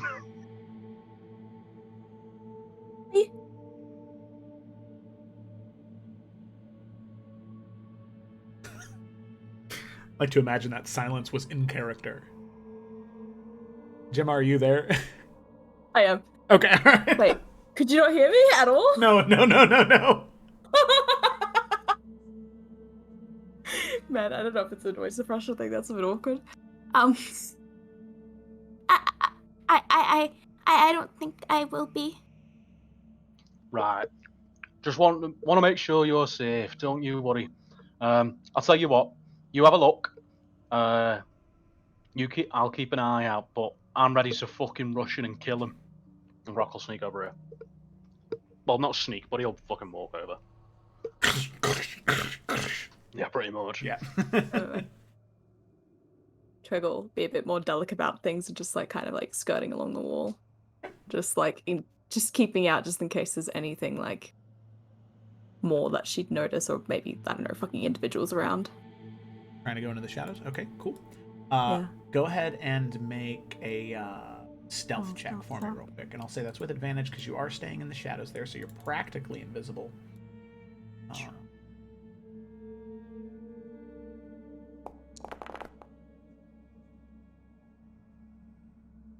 Sad days. Days indeed. I just can't roll today. It's fine. So, you... But still hurts from after bloody Grok stepped on it. Yeah, just having flashbacks in this one area. But as you begin to step and move, it doesn't seem like anybody's noticed you. And at least in this area, it doesn't seem like there's anybody here. I'm gonna continue along. Okay. True. Really, just she wants to try and like duck her head outside and see if she can see anyone sus. Okay. So as soon as you duck your head outside, there is a sensory overload just in that moment. There's the crashing of the waterfall that you can hear closer, the cascading water. But then there is the light bleeding through, and these crystals only give off a dim light, maybe 15, 20 feet. So going back out into the bright sunlight, you kind of have to shield your eyes as you try and cover them. And as you do, just sort of peeking out from behind the waterfall, as your eyes are adjusting, well, it's a little too late by the time you eventually do see them. Your eyes adjusting, peeking around the waterfall, you can see that standing in the water right in front of you, you can see that there are what look to be 5 guards standing very similar in that armor that they were wearing, but you can see that there is much more human movement to them, and one individual standing in front of those 5 guards, not wearing that armor, but wearing a cloak of sorts, more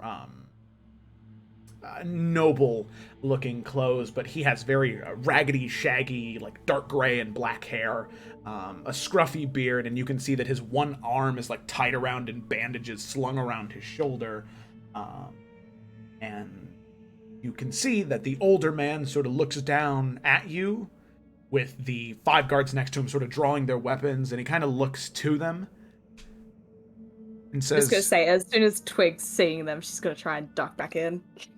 So they're not gonna be able to get too much words out, at least that. Okay, all right. So Before as he you goes try back. and duck back in, the one man right there does attempt to grab at you. Let's see here. Okay, that's a 17. So he does grab onto you. You can go ahead and make an athletics or acrobatics check to try and get out of his grasp. This is fine. It'll be the 19. Okay. God damn. So he grabs onto you. You try and wiggle and writhe away and scoot back in. He says, "No, no, no! Don't you go anywhere, little missy." He kind of plants you back down and keeps his arm on your shoulder, and he says, "No, put your weapons away. She's just a girl." He kind of kneels down, and you see this man. Sort of. Can I hear this? She's yelling out. Yeah. If you're yelling out, you can definitely hear it. I wouldn't say any of the rest of the party could. Probably just Grok. She's yelling out for Grok. But he kind of kneels down in front of you, keeping the hand on your shoulder, and says, "You mind wanting to tell me what you were doing in there?" She's just like staring back, not saying anything. Okay. I have a question before I do the next thing. Okay, yeah. We haven't specified it, because I don't know if it's like a telepathic or a vision thing. Where can I control the undead from? It would probably have to be in your sight. Fuck. Okay. Well, Grok's gonna run after her. Okay, all right. So Grok, you like run full sprint. Yeah. So he only gets a few more words out, and he says, "Now, the only reason I ask is because there are bad men that live in these caves, and if you were in there, I wouldn't want you to get hurt. You understand what I'm saying?" And as he's starting to talk to you, and Twig, you're just sort of standing there petrified. Eventually, the thump, thump, thump, thump, coming from behind the waterfall, all of them hear it. He sort of grabs you and pushes you behind the guards, and you can see him with his one good arm polished sword out from his hilt next to him. And eventually, Grok, as you break through the waterfall, you can see that there are 5 fully armored guards along with this individual standing in front of the waterfall. You have your anchor, and you can see the one sort of man, a scruffy beard, the one pictured here. He sort of points his sword towards you, and he says, "Drop your weapon right now!" You fucking get off her! Listen, I don't know exactly what you are doing here, but you should not You be here. fucking drop her now, or I'll fucking kill all of you! You fucking let her go before I say one more fucking word!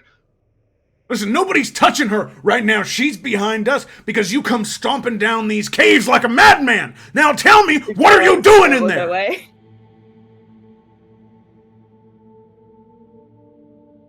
Rock, what are you doing?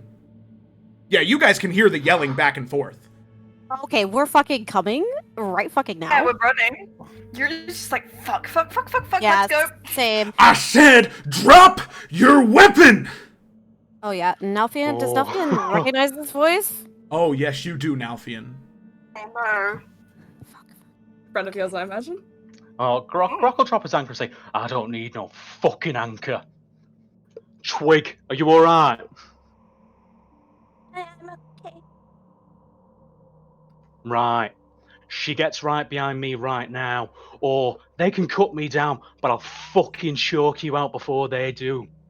And he spits on Yeah, the Twig's trying to move back to where Grok is. Yeah, he lets him. The guards try and stop you, and he says, "No, let her go. Let her go." There's just When do we this get there? standoff. There's a few more moments of silence until eventually all 3 of you break through the waterfall, and Nalfian, you make eye contact with him, Captain Alistar Reinhardt. And he looks at you, and he chuckles. "How did I know? I heard that there was going to be a dark elf here that was talking to one of my scouts, and I hoped and wished that it wasn't you. Here you are, back again. How you doing, Sir, Nalfian?" I don't know. I'm What sure happened you here? missed me I'm very much, Reinhardt Eurydice. Let me handle this. Reinhardt, long time no see. It's been a while. Yes, you look great. This is my friend Oh, here. And I don't God! know what. What's that head doing around your shoulder? And with the guard's head in a helmet on your shoulder, a decapitated head, they don't know what it is, so they draw your weapons, and some of them begin to move closer towards Nalfian. What are you doing with that? Nalfian will unhook it and toss it towards him and like let it flop on the ground. Slams into the water and begins to bob and float. As you can see, I took care of your fucking problem for you, so you can lower your weapons.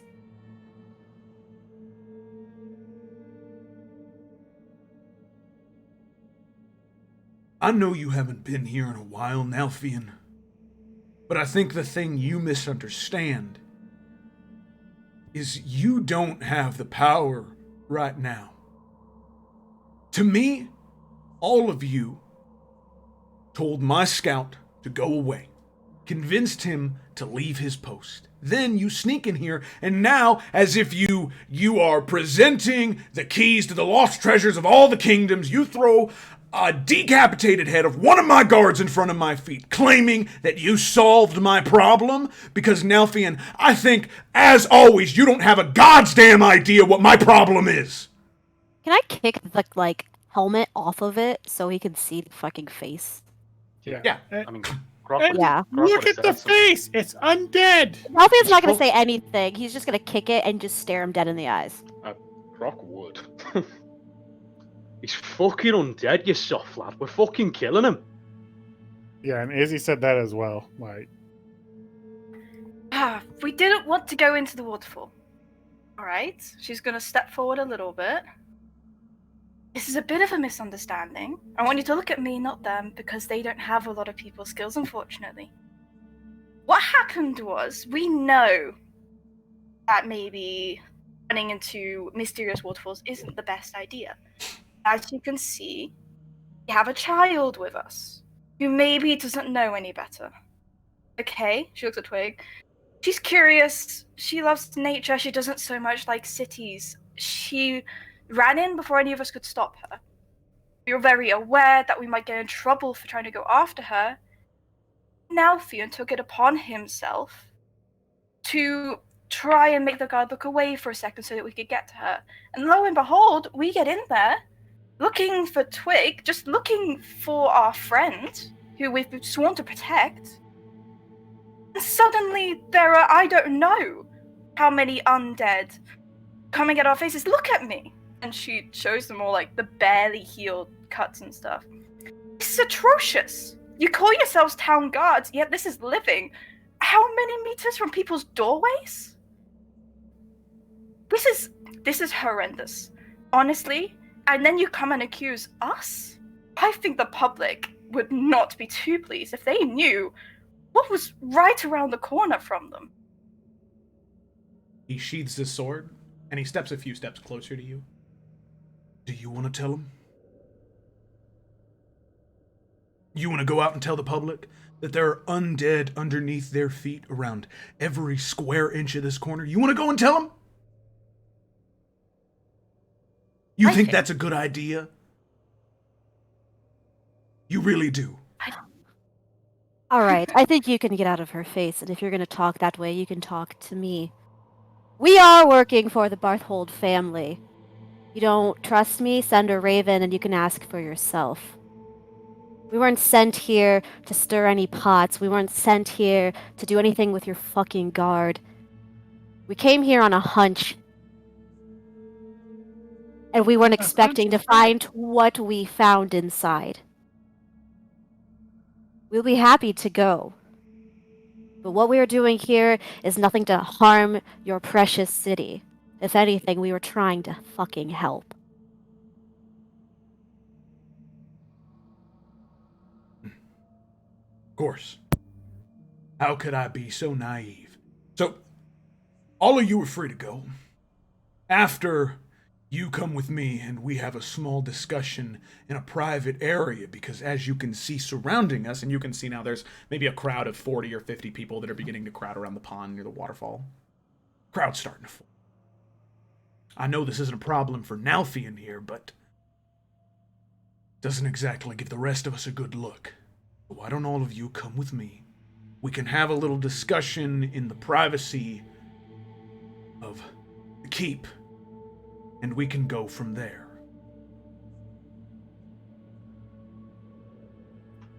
Or do we have more problems with that? I only have There's a no problem with problem. that you're treating us as we're the monsters or killers when we were attacked by the undead. Of course. I apologize greatly for my misgivings and my lack of pleasantries. It's a pleasure to meet all of you. My name is Captain Alistair Reinhardt. I'm the captain of the guard in this town, and servant to the King of Iverion. If all of you would be willing to come with me in this moment, I have some questions I'd be more than happy Grok to ask you. Grok just straight up interrupts in mid-sentence and says, Twig, stay behind me. Don't let this fucking knobhead near you.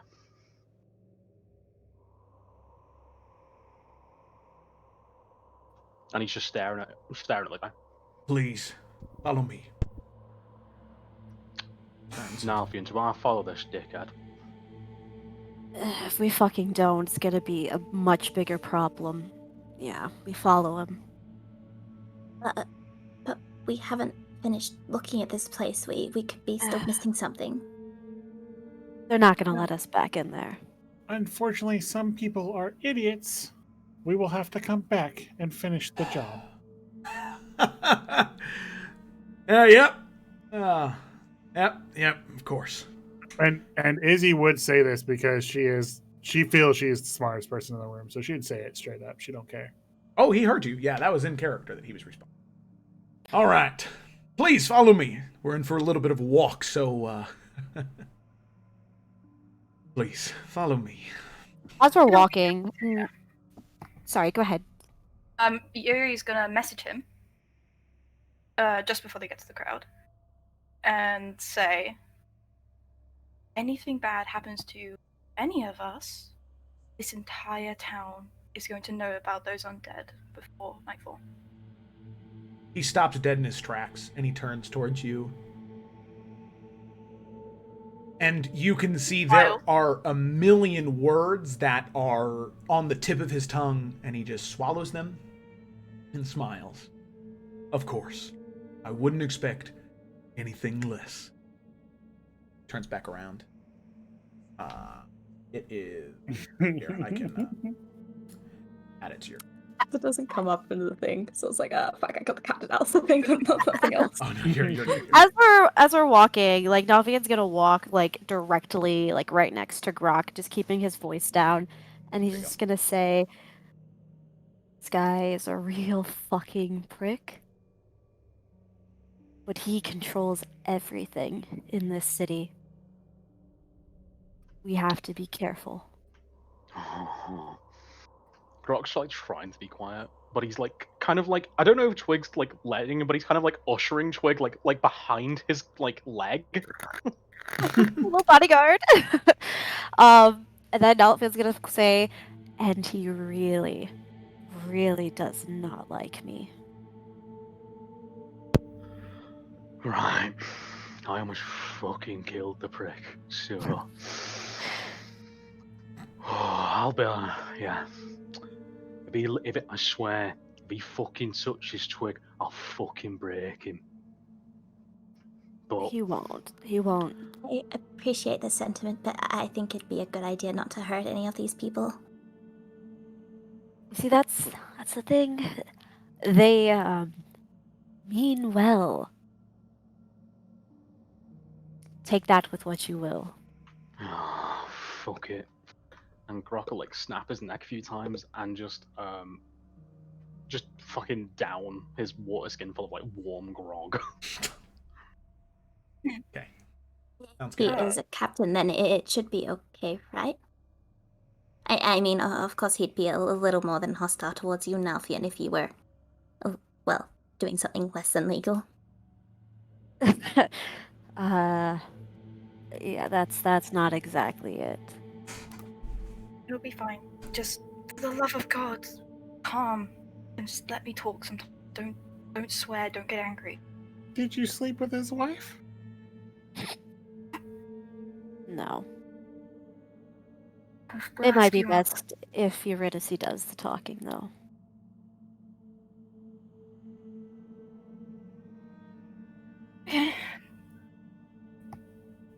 While we're walking, I'll press digitate my clothes so that I look like my normal pretty self.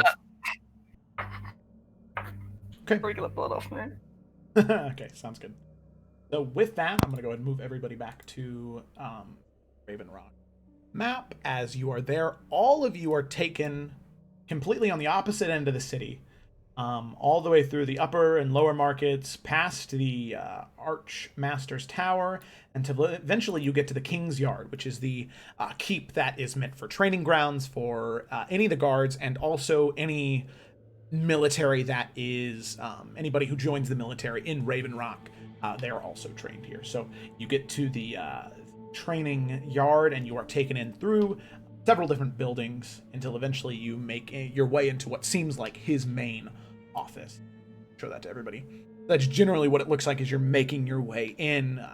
You can see there's drills of hundreds of soldiers, thousands of soldiers who are drilling, sword fighting, shooting off bows and arrows. There's a cavalry training yard where they are riding horses up and down, just general training for any type of member of the Iverion military. So you are taken in, and the other 5 guards and Captain Reinhardt lead you into his office. And he looks to the 5 guards and he just sort of waves his hand and he pulls the sword off of his belt and slams it down on the table. And the 5 guards, they leave. And the 5 of you are still armed, and he seemingly has taken his weapon off. And he begins to speak. So, what you said.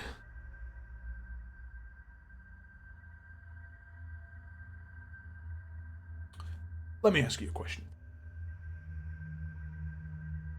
What exactly were you doing down there? You were following a lead? Is that the phrase that was used earlier?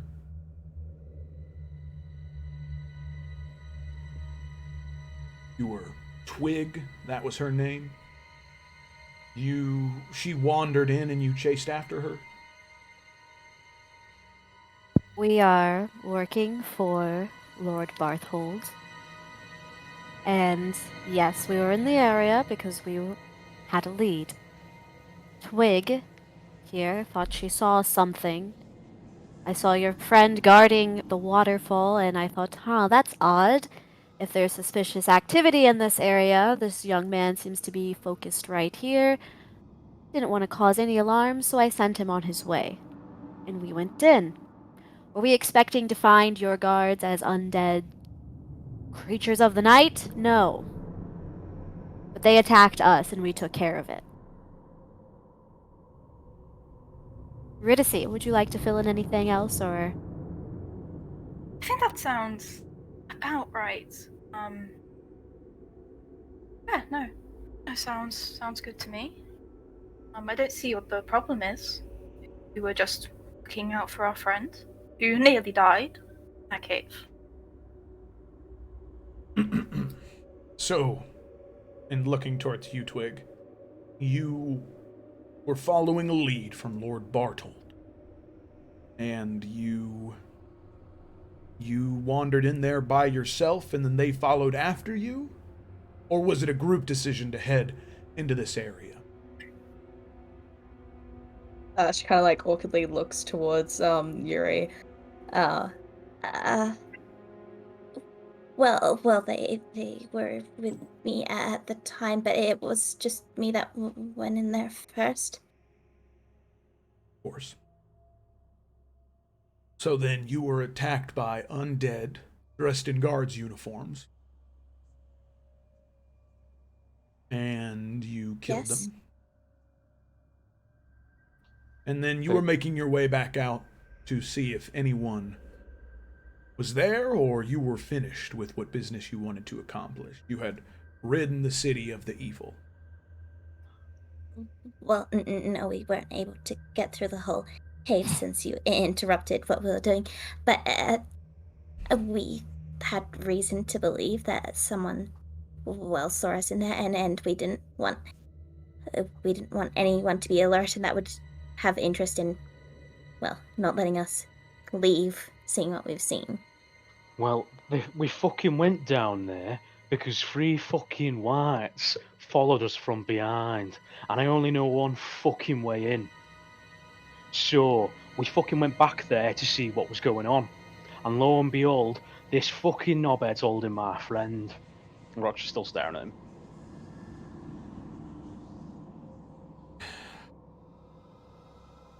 At this point, Izzy will move up to him and be like, "Here, an image of what we saw in the cave." And she will create a small illusion in the palm of her hand of some of the undead guards charging and attacking and shooting her.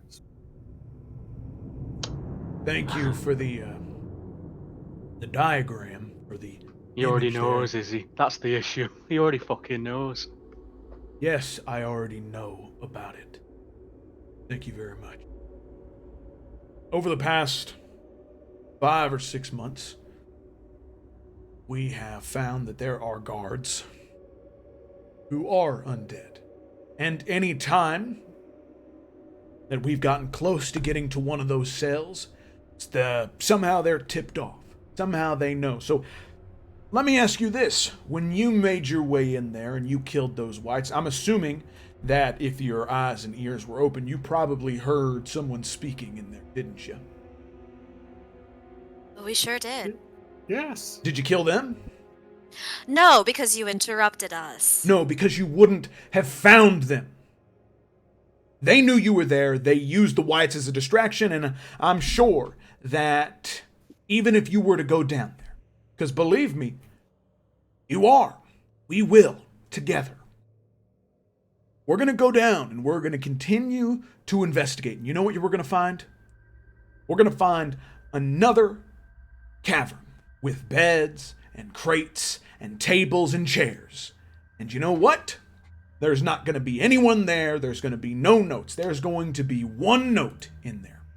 One note. And you know what it's going to say? Because I found 17 others like it. We will find the child. You cannot stop us. They belong to Markle. 17 notes I've found, god damn it. That was my one chance. I did everything right. And here I have gallivanting heroes coming into my town and doing what they think is right, investigating the area. And you know what? God damn it, you killed him. You did. But now they know. Now they've run off, and we're going to go in there. And my suspicions are going to be confirmed. So forgive me if I don't give you the proper pleasantries and niceties that a normal town guard would. But needless to say, I have good men that keep dying, and I have no answers for their families. Look, Reinhard, we're on the same fucking side here. We didn't know what we were walking into until we walked in. We are, Nalfian? Are we? Because as I recall, you used to fight in that pit. And then as soon as you leave, it comes under new management. And that's my fucking fault. I don't see what any of this has to do with me directly. Yes, we're on the same fucking page for once, it seems. Now, if you don't like it, well, I can't do anything about it. We didn't know before we walked in. I don't wake up every day, Reinhardt, to destroy your fucking day on purpose.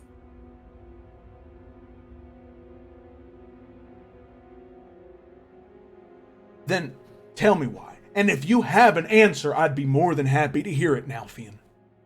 But tell me why that night you leave town for good. You leave Raven Rock, headed for Great Horizons. That same night, we raid the pit. The illegal activity, we stop it again, and when we find Fight Master, he's dead. Dead as a doornail. Dagger cut straight across his throat, all the money, all the paperwork, gone. Oh, and you think it was me? This is the first time I'm even hearing about it. Can I insight Alfian? Yeah, I was gonna say, can I insight? I guess I think all of us want to insight Nalfian. Insight Nalfian. I'm sorry. It doesn't Cite me. completely character. One of them's got to get it, surely. One of us has to get it. Okay. 22, 7, 17, 11. All right. Nalfian, 2, are you lying? No, this is the first time he's heard of this. He had no idea that anything wrong went down at the pit after he left. Absolutely nothing to do with it. Well, maybe this new management did a hostile takeover.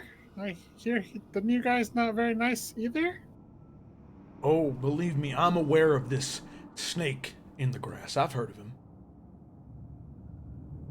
But you know what? Never able to find him. Any, people I send in disguise or those who are supposed to be renowned actors are hired out by the guard. Never get a meeting with him. Because you're hiring actors. You should hire the people that fit in.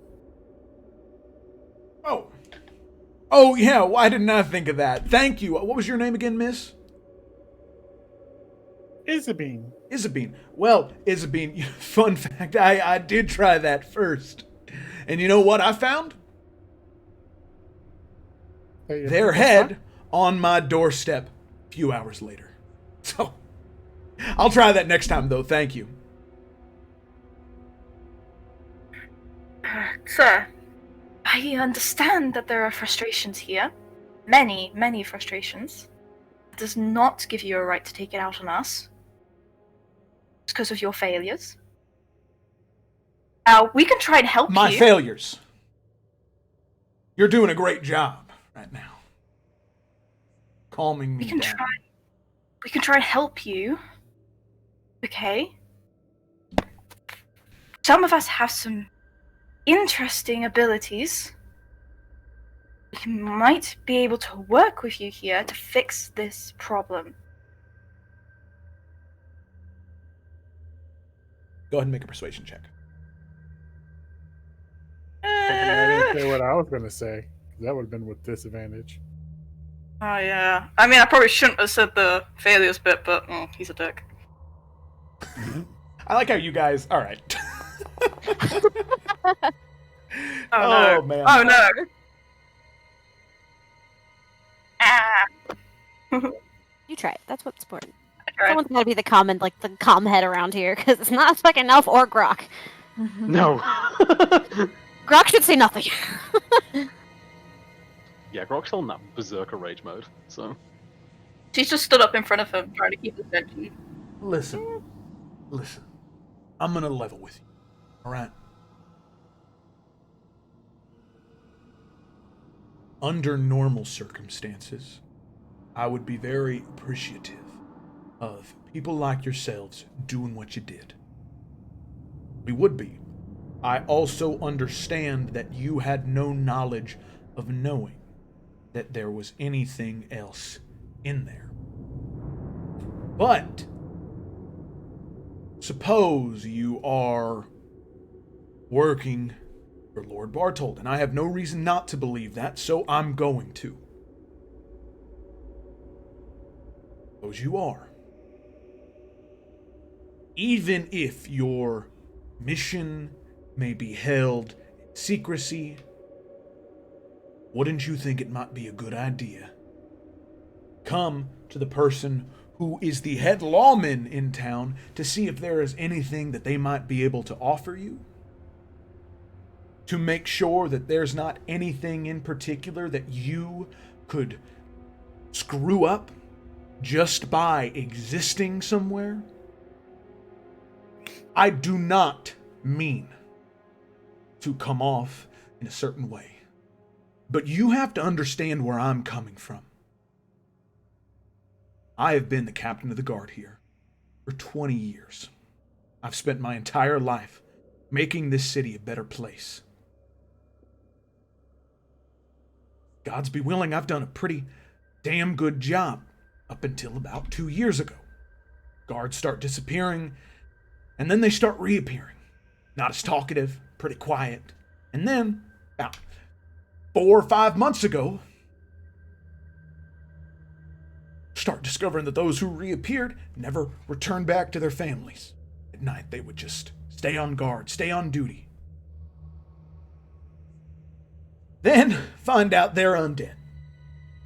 We start to crack down. We start to go to places where we might be able to find them. 16 places in my city. Finally, we have one. We know where it is. They don't know. And we're finally gonna get answers.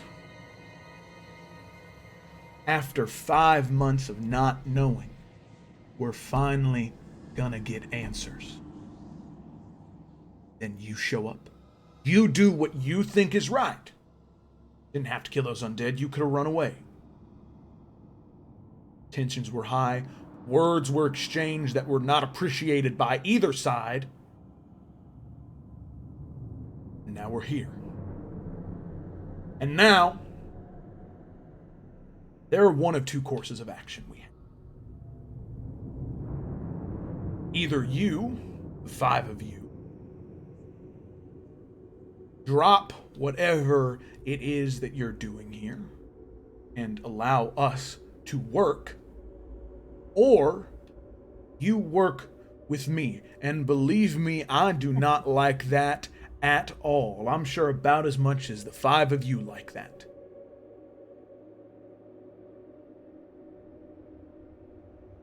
But the moment that vigilantes start running around the town, parading about that, what was it you said, Miss, telling my people about the undead that exist beneath their feet?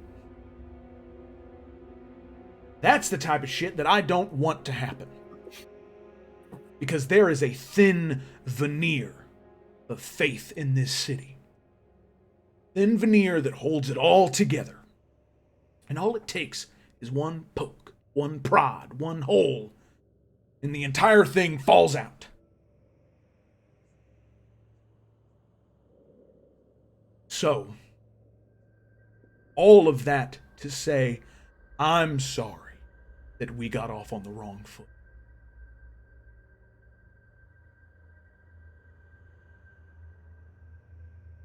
And I think that our best course of action, if your mission by Lord Bartold sent you here, then I'm sure that our goals are aligned.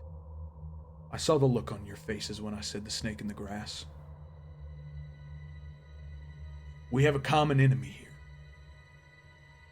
And if you want to dig through my office to see if you can trust me, fine. But I can guarantee you one thing. Ask Nalfian the amount of times I gave him shit for the illegal fighting he was doing. The amount of times I busted down on that place to prevent it, only for them to start it back up again. I stand for law in this city. Go ahead and make an insight check. And I would rather die before I see those laws broken. Oh. He is a coarse man. He is angry. He is fuming. And he's pushing it all down. Because, Izzy, you can tell he loves this city. And he would be willing to do anything for this evil to be gone. He hates Nalfian. But but there's a difference between the way that he acts towards everybody else and the way that he acts towards Nalfian. Eurydice is going to hand out her hand to him. Say, Captain, this was a massive lapse of judgment on our part. I am not going to pretend any of us have much of an idea of what we are doing. We obviously rushed in to something we should not have. You are absolutely right, we should have come to you. We should have had more respect for the law in this city. And I am deeply sorry for whatever Nalfion has done, because believe me, he gets on my nerves too. And it would be my honor, you would work with us to rid this city of whatever is happening. I am so sorry. Those 17 and all those people that went missing.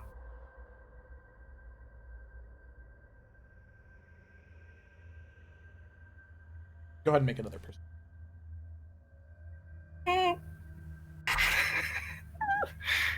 Oh, please don't let it be trash. For that one.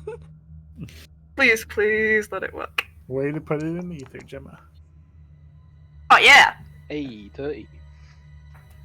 He reaches out and shakes your hand, and he says, I appreciate the words, but from now on, leave the bluff out of there, at least when you talk to me.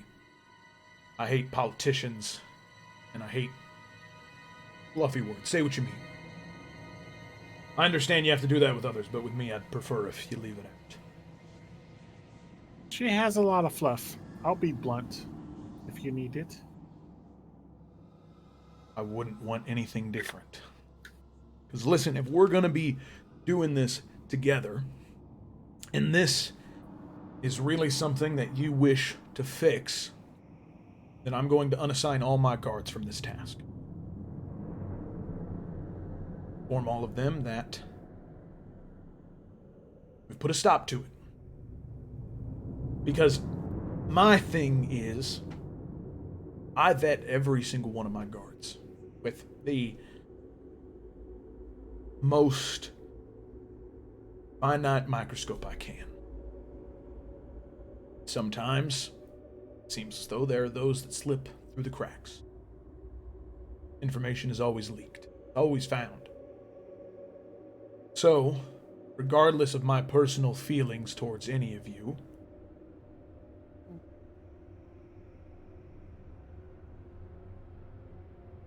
finding the 18th hideaway,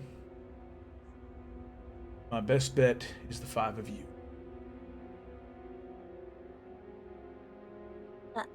Forgive me, Captain, but have you tried just looking for whoever this child is instead of trying to find, well, wherever the snake in the grasses persons are?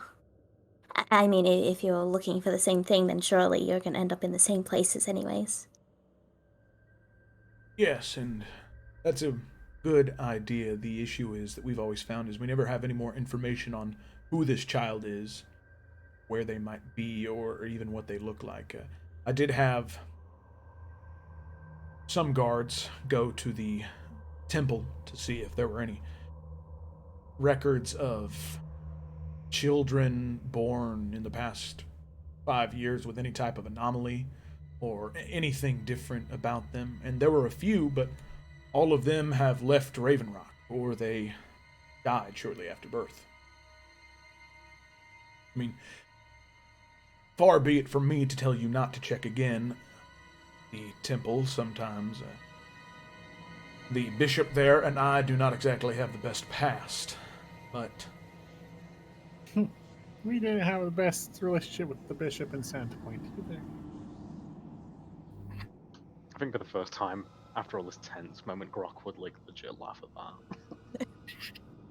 that. well, at least we have that in common then.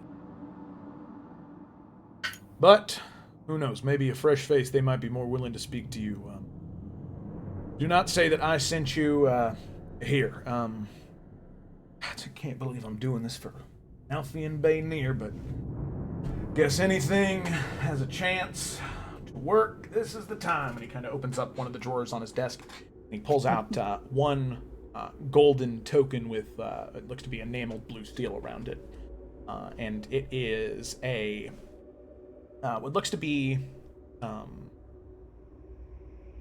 a hammer, but coming off of the two hammers. So like an upside down hammer, and then coming off of the two ends of the haft of the hammer are two scales that are equally balanced. And he sets that down on the table.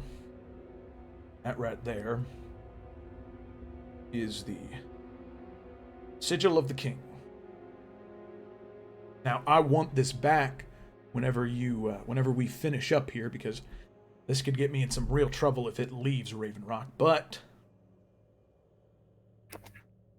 you can use that. Should be able to get into places and ask questions without anybody giving you too many looks. Now, if you think there might be something suspicious in those places, I wouldn't flash that. Typically, people see that. The underground, they run away. Because, believe me, the king's justice is, it is swift. That is for sure.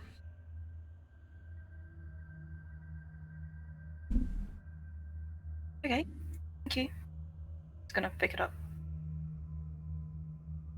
And it's odd. There is some significant weight to it.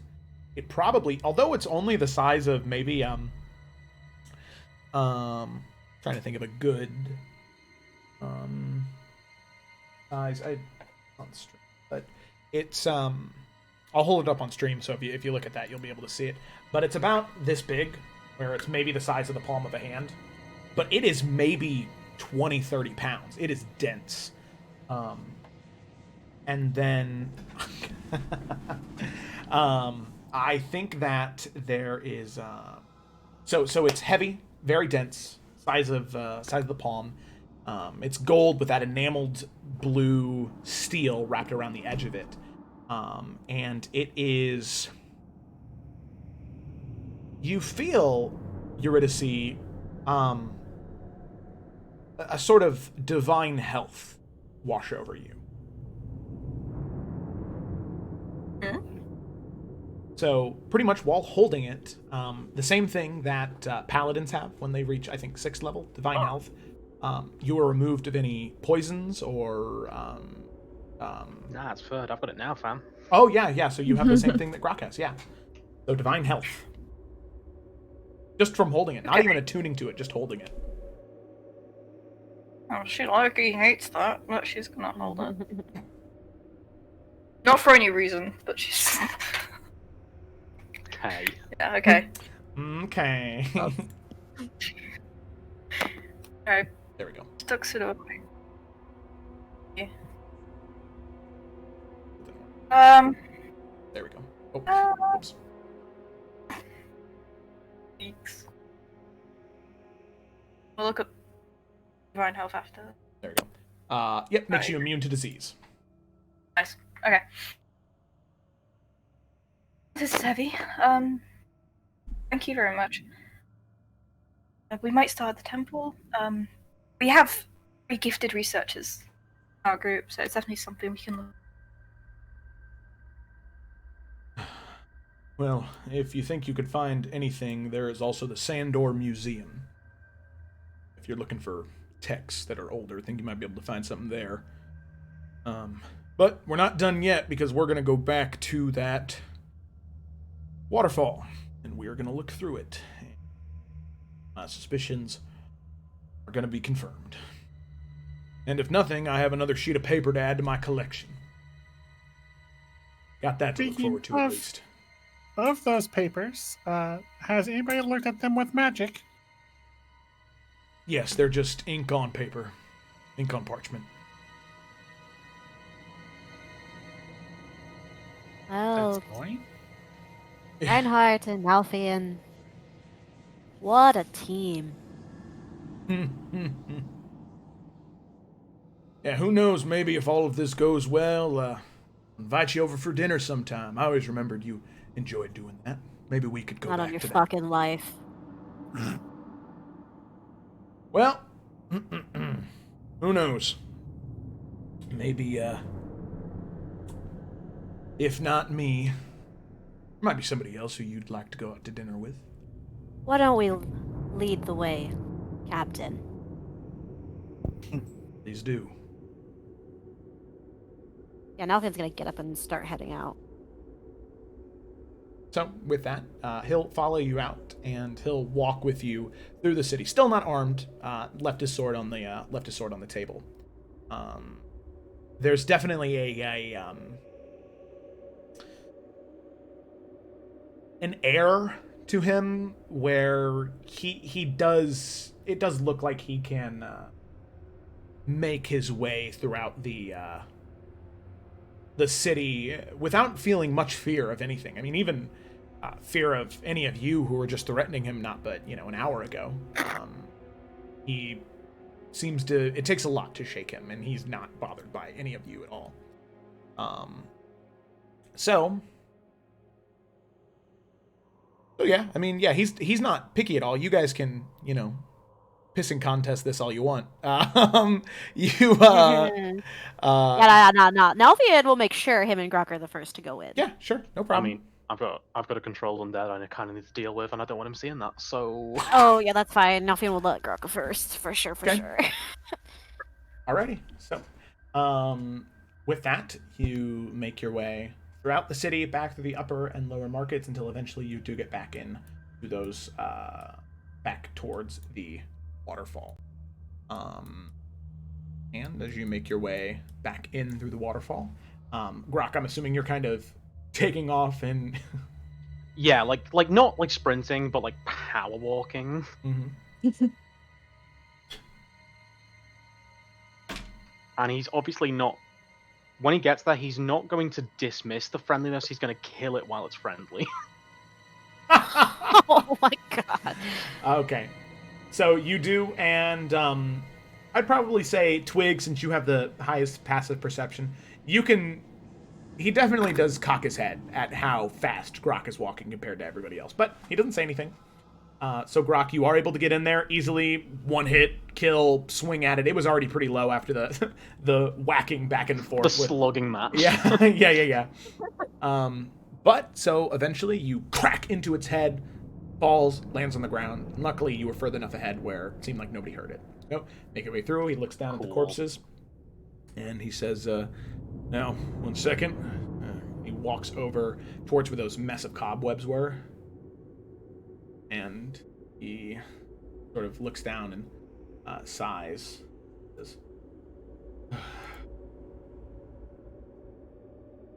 Rowan and Eris, of course. Kind of shakes his head and he walks away. And any of you who look over, you can see 2 more dead bodies that haven't been reanimated, wearing the armor of the guard. And more every month.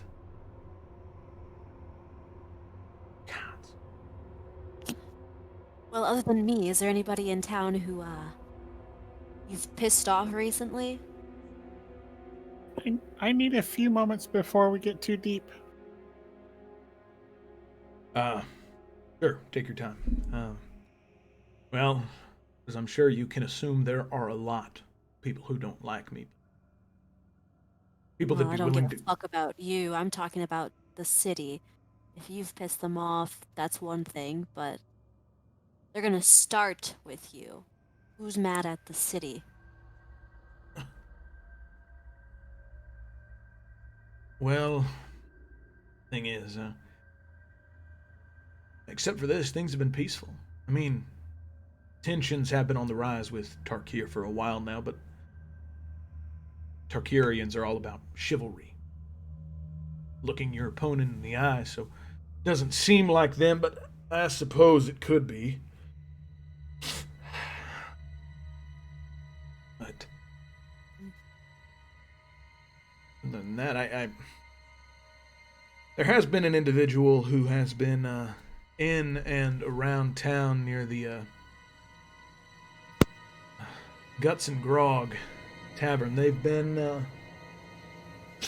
rather vocal about their disdain for King Kjaldarson IV, but nothing more than what most people who come in from the sea think. Has he got a name? Guts and Grog can tell you don't go around that part of the town, mate. Do you mean the Guts and Gills? You're right, sorry. There's a small tavern north of town where that family's from. The Deacon Druin. Too many missing people. Yeah, the Guts and Gills. Goes by Dran. D-R-A-N. No first name, no last name. Specifically, just Dran.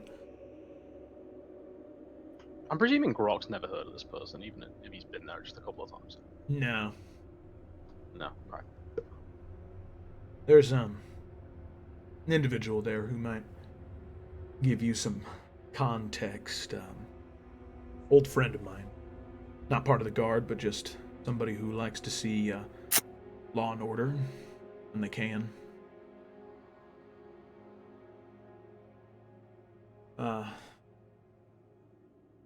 They go by Sentinel.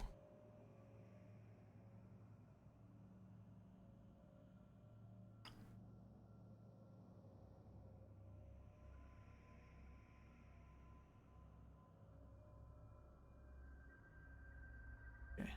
So then, Izzy, your detect magic probably would trigger by now. What exactly are you looking for right now? Just while we're investigating this cave, I just want to up for any auras that might pop up. Okay.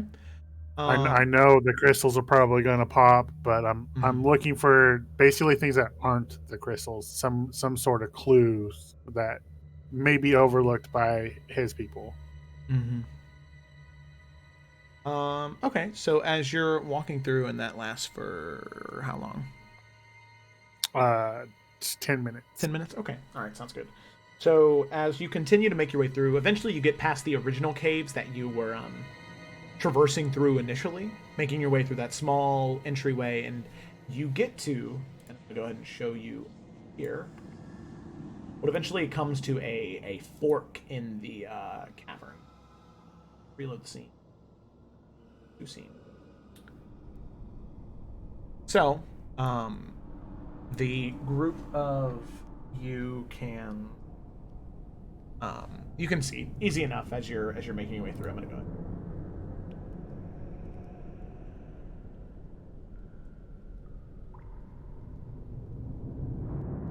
So with that, you can see that coming to there are small pools of water surrounding 3 different pathways, and making your way through.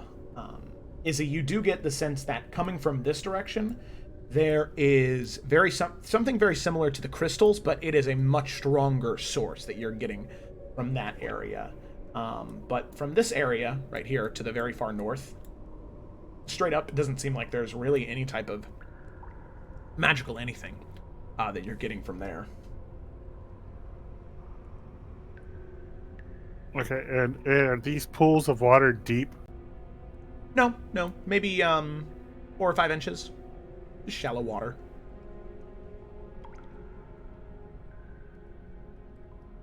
I'm sensing strong magic over this way. And she'll gesture to which path. Nelfin will start heading that way. Yeah, Grok will stay close. What type of magic is it? Is it similar to the crystals? Was it similar to the crystals, just stronger? Yeah. Yes, but much stronger? Yeah. Listen, you can go down that way if you'd like, but just be careful. There are these crystals in larger clusters. At the core of them, they can have some type of a very addictive essence to them. So if you head down that way, you might find individuals who wouldn't exactly take it kindly that you're encroaching on their supply.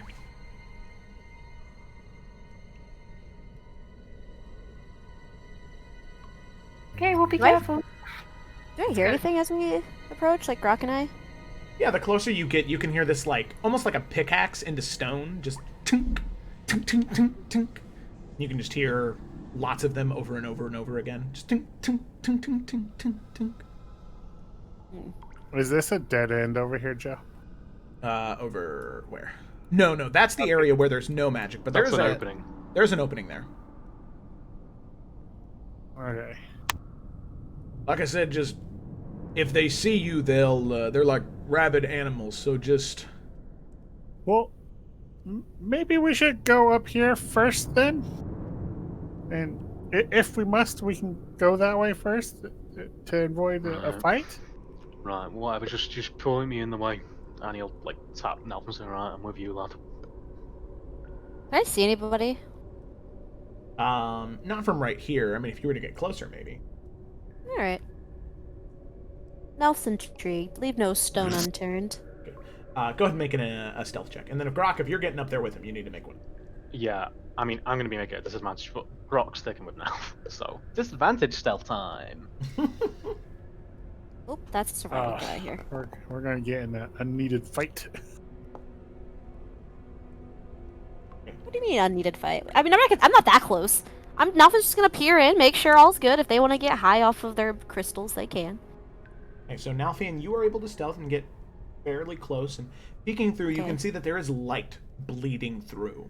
Much brighter and bright light. Not the rest of the crystals were dim, but this bright light bleeding through and hitting.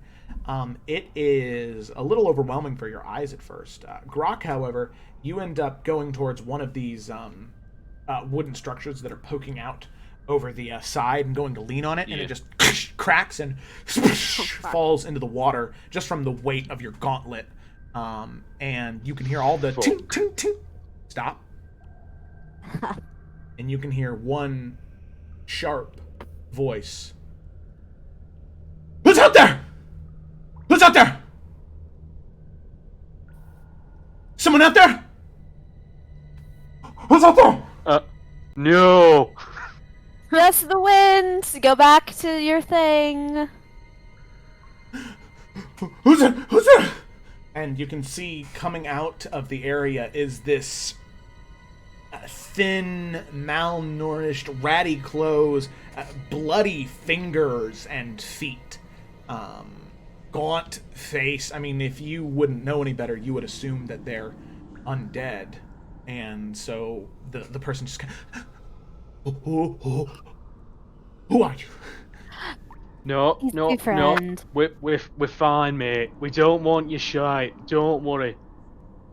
Yeah, we'll head the other way. We're just making sure everything's okay No, over that- here. that- You that's- good? You that- look that- great. That's what they all say. They all say that they don't want it, but then they do, because then they come back. They always come back. They always come Look! back. Do you see him? There's one right behind you. He's going after that crystal right there. And now he's gonna point behind him. He spins around. Who's there? Who's there? Alright, Alfred's going this way. Fuck this guy. Trash. Grok's walking back, but he's keeping an ear behind him. In case he, like, tries to, like, fucking jump us. You can see he just sort of, like, looking at the wall. Eventually he goes and runs at the wall and just starts, like, punching the wall. He's like, get out of here! Get out of here! Go away! Go away! Go away! Get out of here! Get out of here! Get out of here! And is just punching the wall until you can just see the streaks of blood begin to appear. Until eventually he just sort of, like, sits down on the ground and... That'll teach him. That'll teach him for coming around. Well, not shit that way. Can we just leave him like that? Yeah, it'll be fine. Yes, we fucking can, Yuri. I can guarantee you there's probably about 30 of them down there. I've lost good men to hordes of those addicts. Temple tries to help him, but they just don't want it. Yuri, it's not worth it. Come on. No, it's not. We tried. I mean, far be it from me to try and tell you what to do, but You're to see we have bigger problems, dear. Come on. I'm coming. so then all of you make your way up north and head through a smaller bit of tunneling and caving until eventually you do see what looks to be like tree branches of some kind. They just begin to, or roots, they begin to appear in parts of the wall and a little bit larger and just begin to twirl around until eventually the hallway starts to descend until it gets to wooden steps. And you till eventually it opens up. Reload scene. And pull all to scene. So with that, all of you should be right down here. Maybe. Here. Refresh my page here. Sorry. Oops. Okay, there we go. Aha! Very nice. Alrighty, so with that, the 5 of you and Captain Reinhardt make your way down, and It's black for me now. That was black for Yeah. me. I don't know if I needed It's to reload. refreshing. Yeah, same. I had to refresh. yeah, you might have to refresh. Okay. Yeah. Sorry. I don't know why it's being a little weird. Okay, there we go. It'll take a million years to refresh, but I'll get there eventually. Oh yeah, that's fine.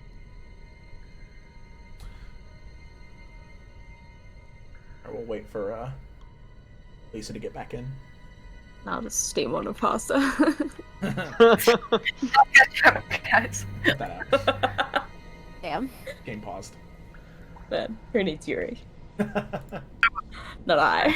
Hey, while she reloads, I'll just renew Detect Magic. There you go. You're still I like having this- a crisis over drugs, dude. I like this map, Joe. It's cool. Thank you. Mm. I appreciate that you enjoy it. Probably Like- love it if I could.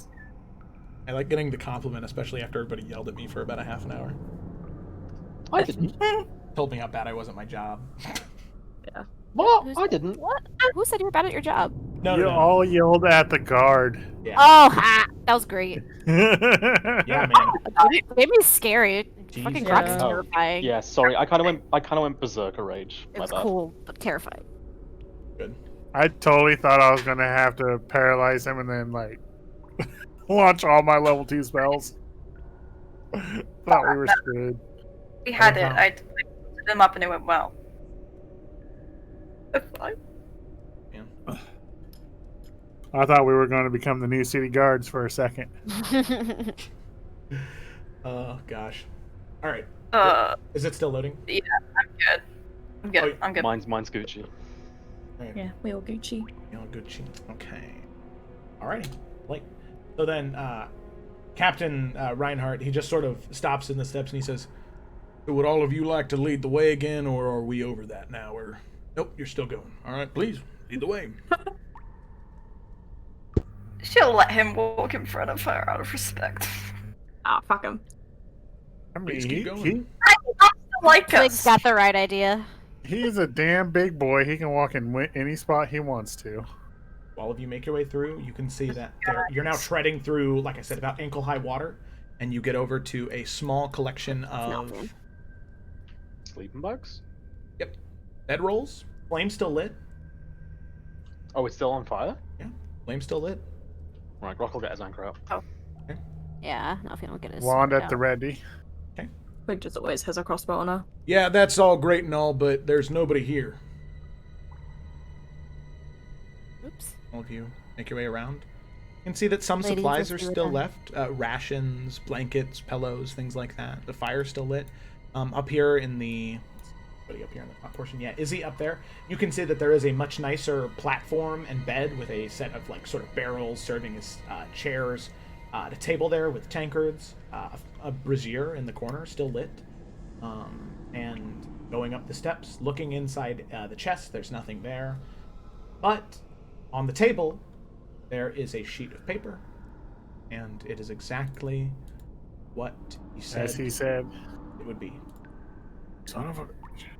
I mean, sure, there's like fires and stuff lit, but is there any way to see like how recently people have actually been around here?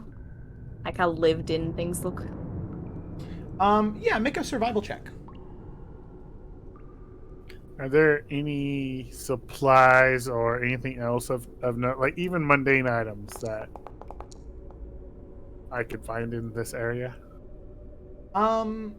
Yeah, you know, you can see that, I mean, it's rather picked over clean, but, I mean, any type of, like, there's a whole bunch of different kinds of, like, packs and, you know, 50 foot or, you know, 150 foot of hemp rope. There are some chains. There is a whole bunch of rations, lots of water skins full of water, barrels full of some type of alcohol, grog or anything like that. But everything is fairly normal. Is this a Morkol flag? Yeah, it would be. As opposed to The sun, yeah. I kind of figured, but Yeah, figured I'd ask in case we got a new cult we're dealing with. He just is walking around and eventually sets Does on one Twig of the. see anything in here? Yeah, I was gonna say, did anything come from that roll? Oh, sorry, from the 14. It seems as though maybe. I mean, it's recent because the fires are still burning. I'd probably say within the past 3 or 4 hours there were people here. So is this evidence beyond just the fire, or is it just the fires that I'm getting this from? No, the fires, the freshness of some of the footprints. You can tell even before people started to walk, there were footprints that were walking around this entire area. Walking over towards chests, footprints would stay there and step a few times and then move away. And it seemed like they were gathering things, getting ready to leave. Even some of the bedrolls are still warm as if people were recently laying in them. Like I said, that was still 3 or 4 hours ago, so the warmth is fading away. Is there anything in these stuff? Over there, yeah, like I said, Yeah. just basic camping Basic stuff, or nothing survival supplies. Yeah, Okay. yeah. I mean, Gotcha. taking time to actually go through and tear everything apart, look for any hidden compartments. I mean, if you didn't know any better, and if it wasn't because of the flag, you would just assume that these were just people who were outlaws, just trying to hide from the law because they didn't be found. Right. What's this? This piece of wood thing right here? Right where? Should just be part of the map. It looks like a barrel. Oh, yeah, it's a Oh. barrel. Yeah. My bad. Sorry. Nah. Joe, is this a platform? Like, is it raised up off the ground like a couple inches or something like that? Yeah, it is. I would send Lizzie to do a thorough investigation underneath that platform. Okay. Just because she's teeny tiny enough, just to make sure there's nothing hidden under there. Yeah, make an investigation check as Lizzie. So the pseudo dragon kind of flies out.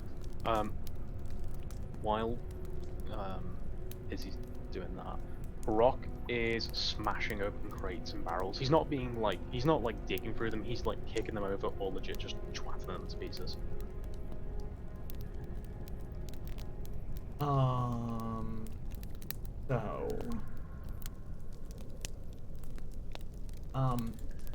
So yeah, Grok, as you're doing that, you're just tearing stuff apart, and it's just, I mean, it's rations, it is more supplies. I mean, it seems like it's just stuff for people to survive down underneath ground, without any type of help or ever needing to really go up, unless necessary. Also, for Lizzie, moving around, looking throughout the entire area, using her eyes, she doesn't really get anything either. There are small logs that are used to prop the platform up, but there's no... Yeah, nothing there either. It's just a platform built on top of mud and dirt. Okay. Then I would let her know she can go help herself to some of the rations. Oh, and she will.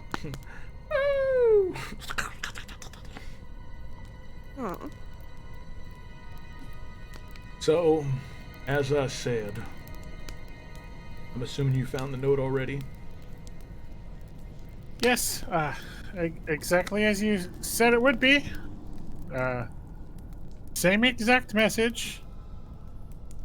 What can you tell me about the other places? Were they similar to this, like in locations? Like, were they all underground?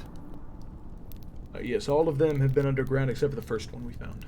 The first one we found was actually in an abandoned house in town. Nobody had bought it. And first lead we had led us there, and, well, we found that. It was a little more obvious of the activities. There were tools used for dissection and what we can assume would be experimentation. Blood stains on the floor, that type of thing, but it seems as though they've grown wise now. Necromancy? Yeah, that's what I can assume.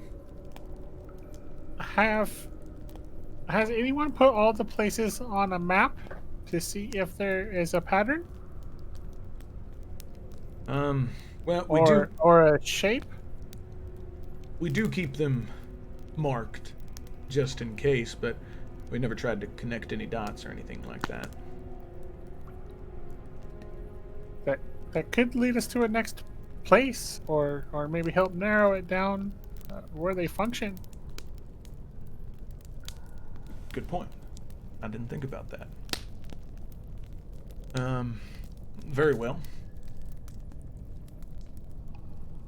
Let me see here.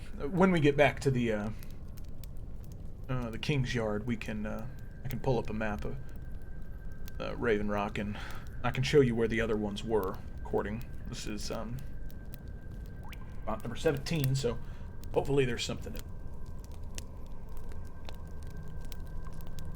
Well, we can always still visit the temple and ask some questions. Yeah, that might be. I can work the market square as well, and find information that way. Merchants have their ways. Indeed they do. Indeed they do. So, you're not gonna kick the shit out of us the next time we go walking in somewhere, right? Nope. After all of you, and just so we're on the record here, there was no shit getting kicked out of anybody. There were some coarse words exchanged. I think we're all fine now. Oh, we've said words to each other. That we have, Nalfian. That we have. In fact, if things weren't so dire, I'd have a few more that I'd wish to share with you, but I'll keep those. And he kind of just looks at you for a little bit longer as sort of the fire is cascading off of his face.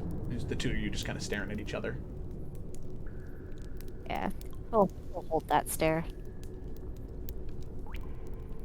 But now's not the time, and with that he kind of breaks eye contact. So, I'm going to head back to King's Yard, and I'm going to inform all of my guards who are on this task that they are no longer assigned to this mission. That their only point now is to maintain the peace, and if they see anything, they are to report it to me, and if they see anything, be sure to give it to you. Now, I want it to be clear right now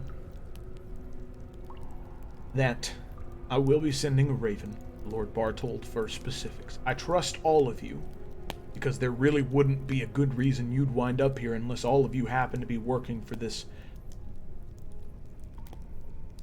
working for Markle. And you see him kind of struggle to say the words. Didn't we have documentation? Did you? Like, Do we? okay, out of character. Didn't we have documentation of? Is Twig given anything? I do remember I something similar to that. Yeah, I swear that it was either Twig or Grok took it, but we had like signed orders did not. from Barthold. I'm looking for my notes, see if I have it right. No, would Twig just have anything that has like anything like that's like would be recognizable as being part of like that? I don't know. Would she, though? That's my thing. Like a letter from her aunt or something, or like Nothing like Well- that. Like just from virtue of the kind of things that she has. Let's see. Like I anything that thought he gave us something I don't have it that we noted could down. function. I mean, to be fair, it's not that big a deal. Like, as soon as like the Raven gets sent, like I'm sure Barthold's Yeah. not gonna be like, "Nah, fuck him." Like, I've never heard think of her it'll be in my good. life. Yeah. I was just trying to make it easier. If we could, we get it done and over with. Have him not have, more bullshit.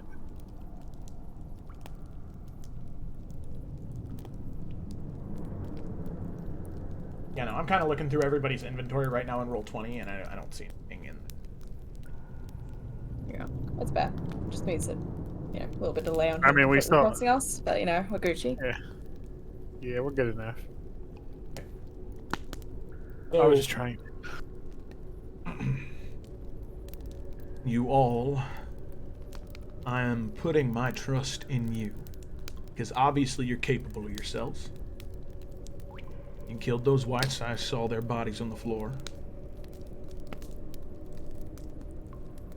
you show a lack of fear in the face of insurmountable odds, which is good. Sort of looking to you, Grok. Good thing to have, especially when dealing with, he looks over towards the flag, the banner on the wall. Dealing with this.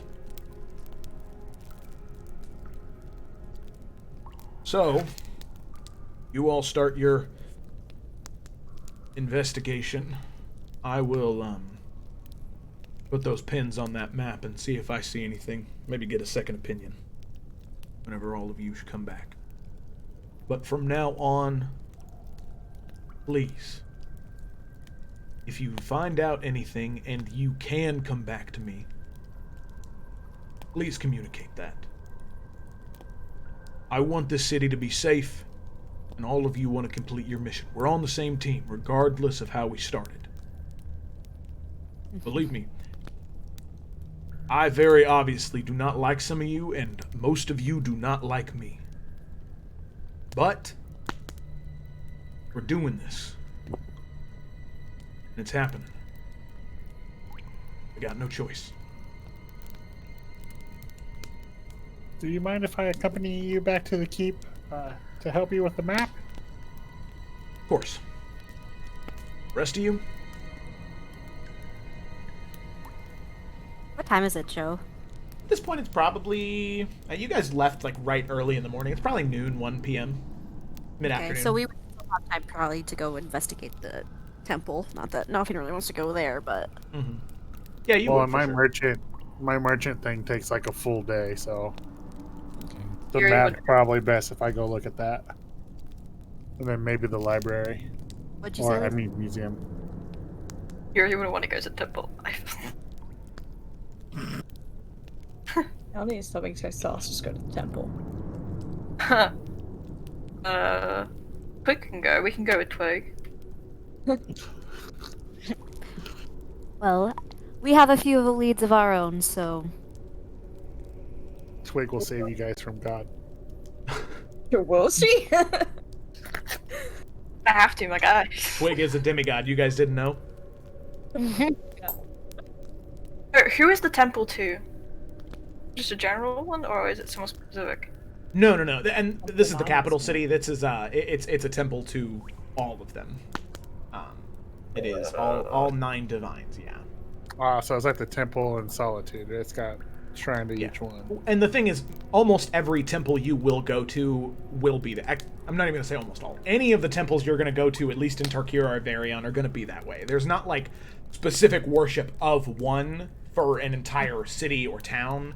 It is worship of all 9 all of the time, unless you have a specific plea you need to make to one. There are paladins and clerics who choose one to serve, but general people worship all 9, and then when something specific comes up, kind of like how, the Greeks would observe all of the Greek gods and then be like, well, I'm going to go on a voyage soon, so I should probably say some shit to Poseidon and, I don't know, give him a goat or a virgin or something, That's...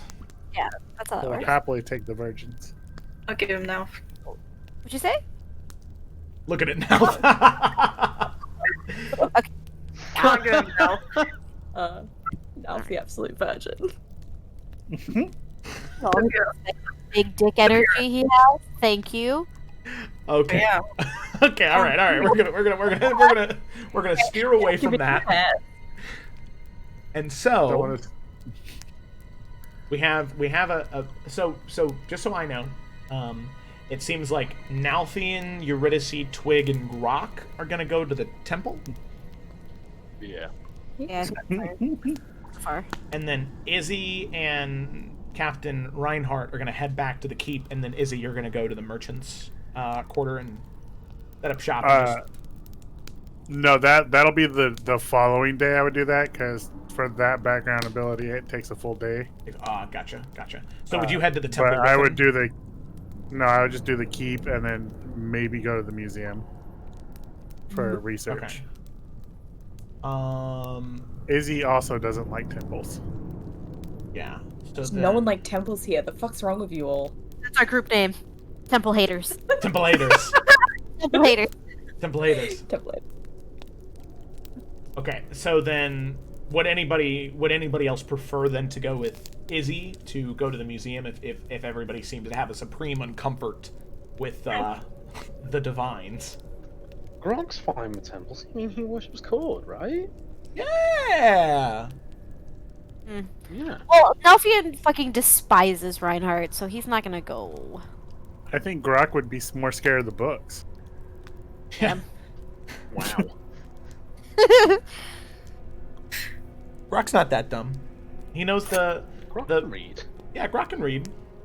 He knows Can he? some of his letters and numbers. Some. He knows at least 20 of them. That's really all you need, though. I mean, a combination of letters and numbers, not 20 of each. Oof. Yeah, that'd be too much. Is Izzy staying with Reinhardt? Yeah, she would. Well, to go back to the keep to look to see if there's a pattern in the map. Right, yeah, nah. Yuri can't be bothered keeping up the energy for that. Much as she hates temples, she can't. Oh my gosh. See, logic rules over emotion. Alrighty. So then, the four of you will then go to the temple, and then Izzy by herself will go with Reinhardt, and then the music.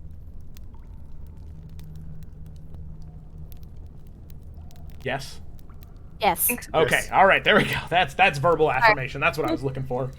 Okay, so then, is anybody else doing anything else here, or are you guys just beginning to head out? If there's nothing else here to find, we're just gonna go straight to the temple. Yeah. So, okay, so then he will, before you guys leave, he'll say, Nalfian, mind if I speak to you in private for a moment? Oh yes, I'd love to. And Nelfian will just walk over to wherever he's at.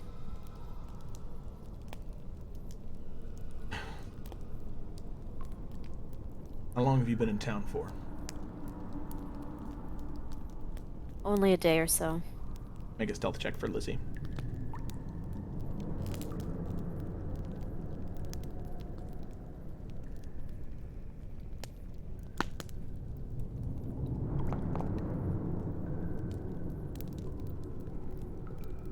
He opens his mouth and sort of looks down at where Izzy is currently trying to like scooch into the like corner of the room. When I said in private, that's not exactly what I had in mind. Lizzie will happily like eat a bug and then like titter off like she was just hunting bugs. Oh. Nice. Is it a day or so? Only a day. Word travels fast, you know. I'm sure. Much as I hate to say it, she's gonna want to see you soon. I was told she has a nice friend to keep her company.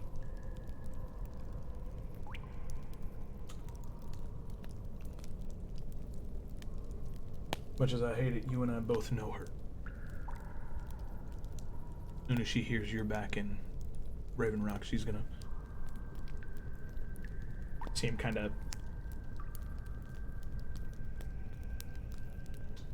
sort of chew the words before he says them. Gonna drop everything to come and find you.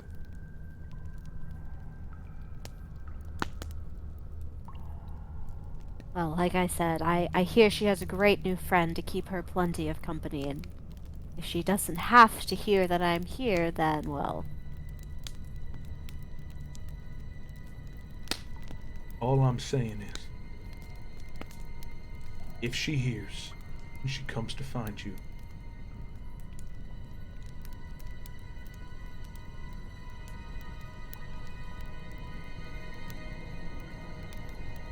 I've done everything I can to keep her away from all that. So much so where she doesn't even live in the same place as me.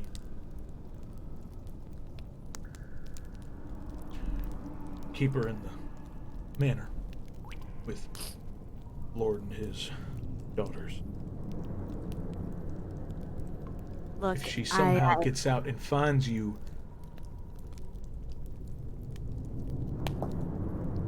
to say it, but you need to make sure she doesn't want to come back to you. Look, I know we've not ever been on the same page, but I can make this very clear. And again, I think I fucking hate you more than I hate a lot of people. And I say that with all disrespect, but what was there is no more. You don't have to worry. Nalfian, I know it's not there for you, but it's still there for her.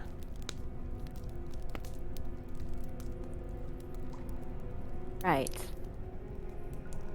If I so happen to see her, I will very politely explain the obvious.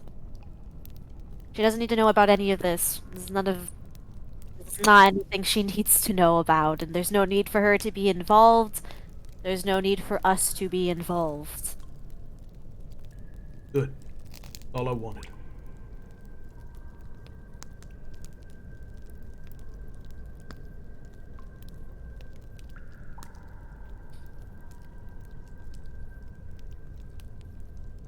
No, it's not my place to say, but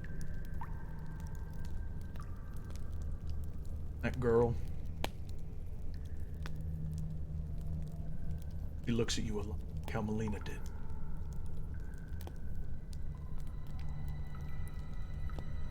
Uh-huh. Well, thanks. Anything else? No. Suppose not. Just, be safe.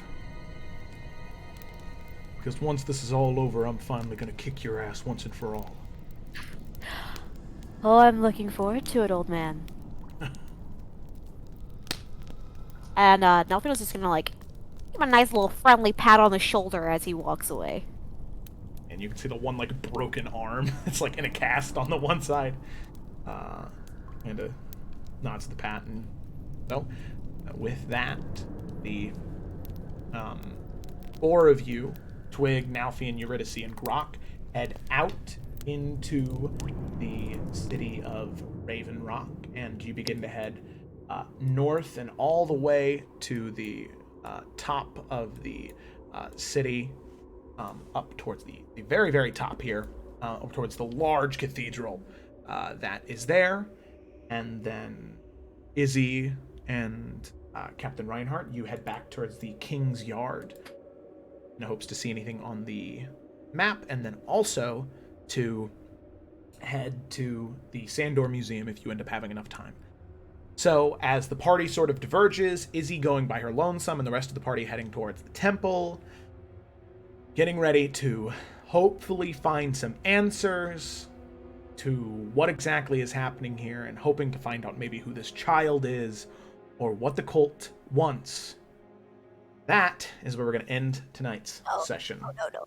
I know it's 15 minutes early, but any of the amount of research that you guys would do would take longer than 15 minutes. And we also went a half an hour over last week. And also, that was last week. And also, considering how much research you guys are going to do, I need more time. It kind of works out perfectly, but I thought you were gonna say, like, our visitor, but if you check your phone, she's late. I know, and that's, and I it's really, the main thing is just because I want to make sure, I don't want to have a thing happen with Twig's book, where it was like, you guys ask a question and it's 3 sessions later when I give you an answer, because I'm still transitioning from, because prepping for and transitioning to VTT has taken me more time than I thought. So we're just gonna, I'm gonna call it here, because it's only 15 minutes early. It's only 15 minutes early. It's fine. And so it's a good stopping point too. I mean, if we were to go for another half an hour, it'd still be awkward because you guys would be mid-research, you know? So we're gonna call it there, and it's okay. We'll live. We'll be back next week, and we'll be able to do research, and it'll be a lot of fun. Okay. But for now, what we got to do, same thing with every stream, is we gotta raid someone. We gotta raid. Not gonna lie, I totally want Izzy to smoke some of those crystals and see what happens. No. I'm sorry. Are you saying you want Izzy to smoke crystal meth? Yeah, is that what you're saying? Because that's what that was. I mean, apparently, yeah. It's magical crystal meth. That's It's- like literally crystal meth. it's highly addictive and it can literally destroy you. But yeah, whatever. What's funny is I was gonna take one like as a sample to see if there's like any magical things to do, and then we run into Yeah, a there is magic, Jareth. It's called being fucking high as shit. Okay, let's see. Hey, that could be useful against enemies if we powdered it and blew it at them. Fuck. That's some meth chemical. rage? That violates the Geneva Chemical Convention, warfare. Jared. I feel like it Grok takes place before Geneva. by now. Okay, so real quick, please hang around in the meantime while we look for somebody to raid here. Let's see, I'm trying to think for... Oh, this person has kind of a good one. Oh, I like their overlay a lot. Yes. It is very cool. Let's It's all send them bloody. our way. It's Well, called, that's what sells it. it's called the Death House. That's pretty good. Ooh. I feel like Joe always just chose whoever has like a nice overlay. Well, yeah, look at that. It's They like got, all one you on there. need to sell them. Oh, and they got like a lady DM. That's so cool. Alrighty, so D&D 4 awesome. That's their channel. D&D raid channel. D&D 4 awesome. All right, 11 viewers. Alrighty. So with that, we're going to start that raid. And so thank you so much for watching. If you hung out for the entire time tonight, I loved seeing how the active the chat was. That was so great, so amazing. Loved every second of it. I'm definitely going to go back, watch the episode, read the chat, because you guys were really talking in there. That was great. So does Cloudkill violate the Geneva Convention? Raku! Haku! Thank you for the follow. I greatly appreciate that. That's so awesome. That's so nice. Yeah. Oh, another follow. I don't know what to say, but thank you. And I hope you enjoyed. Come back on Tuesday for the Salamander Coast, Friday for the Explorers of the Farah, or next Saturday for the continuation of the Isles of Iverion. So thank you so much for watching, and let's raid these people. Woo! Yeah.